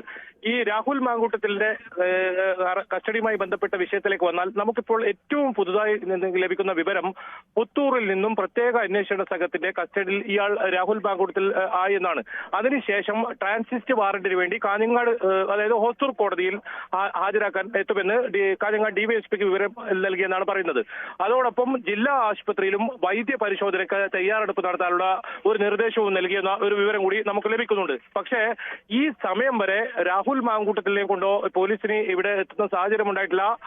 മാത്രമല്ല, ഇപ്പോഴത്തെ ഒരു സാഹചര്യത്തിൽ രാഹുൽ മാങ്കൂട്ടത്തിൽ കസ്റ്റഡിയിലായാൽ തന്നെ ഇങ്ങോട്ട് കൊണ്ടുവരുന്നതും പോലീസിനെ സംബന്ധിച്ചിടത്തോളം വളരെ പ്രയാസകരമാണ്. അത്രത്തോളം ആളുകൾ ഇവിടെ സംഘടിച്ചു നിൽക്കുന്നു. ഒരു ഭാഗത്ത് DYFI പ്രവർത്തകർ, മറുഭാഗത്ത് BJP പ്രവർത്തകർ. അവർ ഇപ്പോൾ തന്നെ പ്രതിഷേധം ഉയർത്തി തുടങ്ങിയെന്നാണ് ഇതിൽ പറയേണ്ടത്. അതുകൊണ്ട് തന്നെ എന്ന കാര്യം സ്ഥിരീകരിക്കാൻ പറ്റുന്നുണ്ടല്ലോ അല്ലേ? മഞ്ജുഷ, നമുക്ക് ഔദ്യോഗികമായി ആ കാര്യത്തിൽ ഒരു സ്ഥിരീകരണം ഇല്ല എന്ന് തന്നെ ഈ ഘട്ടത്തിലും പറയേണ്ടി വരും. മജിസ്ട്രേറ്റ് എന്തിനാണ് ഈ സമയം വരെ ഈ ഒരു അദ്ദേഹത്തിന്റെ ചേംബറിൽ തുടരുന്നത് എന്നൊരു സംശയമുണ്ട്. പോലീസിന്റെ വലിയ വിന്യാസം ഈ രാത്രി സമയത്ത് കോടതിയിൽ എന്തിനാണ് എന്നൊരു സംശയമുണ്ട്. ഇങ്ങനെയുള്ള സൂചനകളെല്ലാം വെച്ചാണ് രാഹുൽ മാങ്കൂട്ടത്തിൽ കസ്റ്റഡിയിലായെന്ന ഒരു വിവരത്തിലേക്ക് എത്തിയത്. പക്ഷേ അതിൽ ഔദ്യോഗികമായ സ്ഥിരീകരണം വരേണ്ടതുണ്ട്. ഇപ്പോഴും അത്തരത്തിലുള്ളൊരു സ്ഥിരീകരണം ലഭിച്ചിട്ടില്ല. പിടികൂടിയിട്ടുണ്ടെന്നും കസ്റ്റഡിയിലാണെന്നും പറയുന്നുണ്ട്. അതേസമയം SP ഉൾപ്പെടെയുള്ളവർ അത് നിഷേധിക്കുന്നുണ്ട്. അത് തെറ്റായ ഒരു വിവരമായിരുന്നു എന്ന തരത്തിലാണ് SP വിവരങ്ങൾ പങ്കുവച്ചത്. അപ്പോഴും ഈ അന്വേഷണ ഉദ്യോഗസ്ഥരാണ് കസ്റ്റഡിയിലെടുത്തത്. അതുകൊണ്ട് തന്നെ കാഞ്ഞങ്ങാട് DYSPക്ക് ഈ കാര്യത്തിൽ, അല്ലെങ്കിൽ ജില്ലാ പോലീസ് മേധാവിക്ക് ഈ കാര്യത്തിലൊരു കൃത്യമായ കാര്യങ്ങൾ പറയാൻ സാധിക്കുന്നത് കൊണ്ടാണ് അത്തരം വിവരങ്ങൾ വരുന്നതെന്നാണ് പറയുന്നത്. എന്തായാലും ആളുകൾ ഇപ്പോഴും ഇവിടുന്ന് മടങ്ങിപ്പോയിട്ടില്ല. പോലീസിന്റെ വലിയ വിന്യാസം ഇപ്പോൾ ഇല്ല. ഒരു ചെറിയ ഒരു പോലീസ് ജീപ്പിൽ 4 പോലീസുകാരും ഒരു വനിതാ പോലീസ് മാത്രമാണ് ഇപ്പോൾ കോടതിക്ക് മുന്നിലുള്ളത്. നിലവിലെ സാഹചര്യത്തിൽ കസ്റ്റഡിയിലായാൽ തന്നെ ഇങ്ങോട്ട് കൊണ്ടുവരാനുള്ള സാധ്യത ഈ കുറച്ച് സമയത്തേക്കൊന്നും ഉണ്ടാകില്ല. ഇതിൽ നമുക്ക് ഇനിയും ഒരു വ്യക്തത ഇപ്പോൾ വന്നിട്ടില്ല. രാഹുൽ മാങ്കൂട്ടത്തിൽ കാസർഗോഡ് ജില്ലയിൽ നിന്നോ അതോ പുത്തൂരിൽ നിന്നും കസ്റ്റഡിയിലായോ എന്ന് ഒരു സ്ഥിരീകരണം നമുക്ക് ലഭിച്ചിട്ടില്ല. നമുക്ക് അനൌദ്യോഗികമായി ലഭിക്കുന്ന വിവരങ്ങൾ മാത്രമാണിത്. രാഹുൽ മാങ്കൂട്ടത്തിൽ പ്രത്യേക അന്വേഷണ സംഘത്തിന്റെ കസ്റ്റഡിയിൽ പുത്തൂരിൽ നിന്നും ആയിരിക്കുന്നു. അതിനുശേഷം കാഞ്ഞങ്ങാട് ഹോസ്ദുർഗ് കോടതിയിൽ കൊണ്ടുവരാനുള്ള നിർദ്ദേശം ഇവർക്ക് നൽകി അതിനുള്ള സുരക്ഷ ഒരുക്കണമെന്ന് ആവശ്യപ്പെട്ടു. ഒപ്പം നേരത്തെ സൂചിപ്പിച്ചതുപോലെ തന്നെ ജില്ലാ ആശുപത്രിയിൽ വൈദ്യപരിശോധന നടത്താനുള്ള ഒരു തയ്യാറെടുപ്പ് നടത്തുന്നു. ഏതായാലും ഇപ്പോഴും ഈ മജിസ്ട്രേറ്റ് ഇപ്പോഴും ഈ ചേംബറിൽ തുടരുന്നുണ്ട്. 1ാം ക്ലാസ് മജിസ്ട്രേറ്റ് ആണ് ഇപ്പോഴും തുടരുന്നത്. അത് തുടരുന്നുണ്ട് എന്നാണ്, കോടതിയിൽ നിന്ന് പോയിട്ടില്ല. ഇല്ല, ഈ കോടതി പ്രധാന കവാടവും അതോടൊപ്പം രണ്ടാമത്തെ ഒരു കവാടമുണ്ട്. ഇത് 2 കവാടവും പോലീസ് അടച്ച് ഈ മജിസ്ട്രേറ്റ് ഇതിനകത്ത് തന്നെ തുടരുന്ന സാഹചര്യമാണുള്ളത്. ഒരു പക്ഷേ ഇനി കോടതിയിൽ ഹാജരാക്കുക അത് എന്തായാലും പോലീസിന് ഇപ്പോൾ സാധ്യമല്ല. അത്രത്തോളം വലിയ പ്രതിഷേധമുണ്ടാവും. അങ്ങനെയാണെങ്കിൽ വലിയ സംഘർഷാവസ്ഥയും ഉണ്ടാകും. അതുകൊണ്ട് തന്നെ നിലവിലെ സാഹചര്യത്തിൽ രാഹുൽ മാങ്കൂട്ടത്തിൽ കസ്റ്റഡിയിൽ ഉണ്ടായാൽ തന്നെ ഇങ്ങോട്ട് കൊണ്ടുവരില്ല. ഇതിനൊരു ഔദ്യോഗിക സ്ഥിരീകരണം നമുക്ക് ലഭിക്കേണ്ടതുണ്ട്. ഇനി പോലീസിന് ഏത് തരത്തിലാണ് ഇങ്ങനെ ഒരു വിവരം വന്നത്, അത് എന്തിനാണ് ഇത്രത്തോളം ഒരുക്കങ്ങൾ ഇവിടെ നടത്തിയത്, ജില്ലാ ആശുപത്രിയിൽ അങ്ങനെ ഒരു നിർദ്ദേശം നൽകിയതിനാണ്, മജിസ്ട്രേറ്റിന് ഉൾപ്പെടെ ഇങ്ങനെ ഒരു പ്രതിയെ കൊണ്ടുവരുന്നുണ്ടെന്ന ഒരു നിർദ്ദേശം നൽകിയതിനാണെന്നൊക്കെ അറിയേണ്ടതുണ്ട്. നിലവിൽ നമുക്ക് ഇതിൽ ഒരു വ്യക്തത ഇപ്പോഴും വന്നിട്ടില്ല എന്ന് തന്നെ പറയേണ്ടി വരും. ശരി, ബൈജുവാണ് വിവരങ്ങൾ നൽകിയത്. എന്തായാലും നാടകീയ രംഗങ്ങൾ തന്നെയാണ് ഇപ്പോഴും ഹോസ്ദുർഗ് കോടതിക്ക് മുന്നിൽ. ഷാനിബ് തുടരുന്നുണ്ട് എന്നാണ് തോന്നുന്നത്. ഷാനിബ് ഉണ്ടോ? ഷാനിബ്, താങ്കൾ നേരത്തെ പറഞ്ഞ കാര്യം വലിയ വാർത്തയായിട്ട് ഇപ്പോൾ കൊടുക്കുന്നുണ്ട് കേട്ടോ. ഷാഫിക്കെതിരെയും പരാതി പറയും ഒരു പെൺകുട്ടി, ഷാഫി ഭീഷണിപ്പെടുത്തി എന്നുള്ള കാര്യമെന്ന്. പക്ഷെ ഇവിടെ റെജി പറഞ്ഞത് താങ്കൾ ശ്രദ്ധിച്ചുവല്ലോ, സംഘടനാപരമായ ഒരു പിന്തുണ മാത്രമേ ഷാഫി പറമ്പിൽ നൽകിയിട്ടുള്ളൂ രാഹുൽ മാങ്കൂട്ടത്തിന്. അതിനെ വ്യക്തിപരമായ പിന്തുണയാണ് എന്ന് വക്രീകരിച്ചുകൊണ്ട് ഷാഫിയെ ടാർഗറ്റ് ചെയ്യുന്ന ഒരു കാര്യമാണ് ഇപ്പോൾ നടന്നുകൊണ്ടിരിക്കുന്നത് എന്ന്. അല്ല, അതിപ്പോ ഈ സൈക്കോപാത്തിനെതിരെ വാർത്ത വന്നപ്പോഴും അത് തന്നെയാണല്ലോ പറഞ്ഞത്. അതായത് CPM-നെതിരെ ഏറ്റവും ഘോരം പ്രസംഗിക്കുന്ന ഒരാൾക്കെതിരെ ഒരു ആരോപണം ഉന്നയിക്കുന്നു. ഈ പിന്നെ പിണറായിക്കെതിരെ ശക്തമായ നിലപാട് സ്വീകരിക്കുന്നത് കൊണ്ട് അയാൾ ആക്രമിക്കാൻ ശ്രമിക്കുന്നു. ഇതന്നെയാണല്ലോ അന്നും പറഞ്ഞത്. പിന്നീട് തെളിവുകൾ പുറത്തു വന്നപ്പോഴാണല്ലോ അവരും അംഗീകരിച്ചത്. അത് ഞാൻ അതിനെ അത്ര ആ രീതിയിൽ കാണുന്നുള്ളൂ, അതല്ലാതെ ഞാൻ ഗൗരവത്തിൽ കാണുന്നില്ല. പിന്നെ ഞാൻ പറഞ്ഞ കാര്യം ഒന്നുകൂടി ക്ലിയർ ആയിട്ട് ഞാൻ പറയാം. ഒരു പെൺകുട്ടി ക്രൂരമായി ആക്രമിക്കപ്പെട്ടു. ആ പെൺകുട്ടിയും അയാളും തമ്മിൽ യാതൊരു തരത്തിലുള്ള പിന്നെ സൗഹൃദം പോലും ഉണ്ടായിരുന്നില്ല. ഒരു ചെറിയ പരിചയം മാത്രം ഉണ്ടായിരുന്നുള്ളൂ. ആ പെൺകുട്ടി ആക്രമിക്കപ്പെട്ടതിന് ശേഷം ആ പെൺകുട്ടിയെ സെറ്റിൽ ചെയ്യുന്നതിന് വേണ്ടിയിട്ട് നിരന്തരം വിളിച്ചുകൊണ്ടിരുന്നു. ആ പെൺകുട്ടി രാഹുൽ മാങ്കൂട്ടത്തിലല്ലേ? അതെ, അങ്ങനെ നിരന്തരം വിളിച്ചുകൊണ്ടിരുന്നു. ഷൗട്ട് ചെയ്തു, നിരവധി തവണ ഷൗട്ട് ചെയ്തിട്ട് ആ പെൺകുട്ടി അവസാനം സംസാരിക്കാൻ പറ്റാതെ ഭയന്ന് ബോധം കെട്ടു വീണു. അത്രയും ആ തരത്തിൽ ആ പെൺകുട്ടി ഹരാസ് ചെയ്തു. ആ പെൺകുട്ടി ബോധം കെട്ടു വീണു. പിന്നീട് ആ പെൺകുട്ടിയെ വിളിച്ച് ഫോണിൽ കിട്ടാതായപ്പോ ഈ പറയുന്ന ഷാഫി പറമ്പിൽ ആ പെൺകുട്ടിയുടെ സഹപ്രവർത്തകനെ വിളിക്കാനുണ്ടായത്. അത് പിന്നെ അർദ്ധരാത്രിക്ക് ശേഷമാണ്, 1 മണി 2 മണി സമയത്താണ് ഈ സഹപ്രവർത്തകനെ വിളിച്ചിട്ടുള്ളത്. ഇത്രയും കാര്യങ്ങളാണ് ഞാൻ പറഞ്ഞിട്ടുള്ളത്. അതെനിക്ക് ഉത്തമ ബോധ്യമുള്ള കാര്യമാണ്. ആ പെൺകുട്ടി പിന്നെ മാനസികമായി തയ്യാറെടുത്ത് അത് പരാതി പറയാനായിട്ട് വരുന്ന സമയത്ത് കൃത്യമായ തെളിവുകൾ പുറത്തു വരും. ഇത് ഷാഫി പറമ്പിൽ വേണമെങ്കിൽ നിഷേധിച്ചാലും നമുക്ക് കൃത്യമായിട്ട് അതിന്റെ തെളിവുമായിട്ട് നമുക്ക് വരേണ്ടി വരും. ഷാഫി പെൺകുട്ടിയെ നേരിട്ട് ഭീഷണിപ്പെടുത്തി എന്നാണോ താങ്കൾ ഉദ്ദേശിച്ചത്, അതോ സഹപ്രവർത്തകനോട് പറഞ്ഞു എന്നാണോ? അല്ല, പെൺകുട്ടി സഹപ്രവർത്തകനെ ആ സമയത്ത് ഈ 2 മണി സമയത്ത് സഹപ്രവർത്തകനെയാണ് വിളിച്ചത്. ആ പെൺകുട്ടി വിളിച്ച് ഫോൺ എടുക്കാത്ത സാഹചര്യം. എങ്ങനെയാണ് ഈ സൈക്കോപാത്ത് വിളിച്ചിട്ട് ഫോൺ എടുക്കാത്ത കാര്യവും പിന്നെ ഇത് പ്രശ്നം പരിഹരിക്കണം എന്ന രീതിയിൽ ആ സഹപ്രവർത്തകനെ ആ സമയത്ത് വിളിക്കാനുണ്ടായിട്ടുള്ളത്? അത് ഭീഷണി എന്നാണ് താങ്കൾ പറയുന്നത് അല്ലേ? ഭീഷണി അല്ലെങ്കിൽ സെറ്റിൽമെന്റ് ഏത് തരത്തിലാണെങ്കിൽ അത് ആ സഹപ്രവർത്തകനെ വിളിച്ചിട്ട് സംസാരിച്ച കാര്യങ്ങൾ പിന്നീട് പറയേണ്ടത് അദ്ദേഹമാണ്. എന്താണ് സംസാരിച്ചെന്നുള്ള കാര്യങ്ങൾ പറയാൻ അദ്ദേഹം തയ്യാറാവുമെന്നാണ് ഞാൻ കരുതുന്നത്. ഈ ഉണ്ടായ സംഭവം ഇങ്ങനെയാണ്. ശരി, നന്ദി ശ്രീ ഷാനിബ്, ശ്രീ പണിക്കർ, ശ്രീ റെജി, ശ്രീ അഡ്വക്കേറ്റ് ഹസ്ഗർ. ഇന്നത്തെ ചോദ്യം ഇതായിരുന്നു: ഷാഫി രാഹുലിന് കൂട്ടുനിന്നുവോ? കൂട്ടുനിന്നെന്ന് 52%, പ്രേക്ഷകർ ഇല്ല എന്ന് 44%.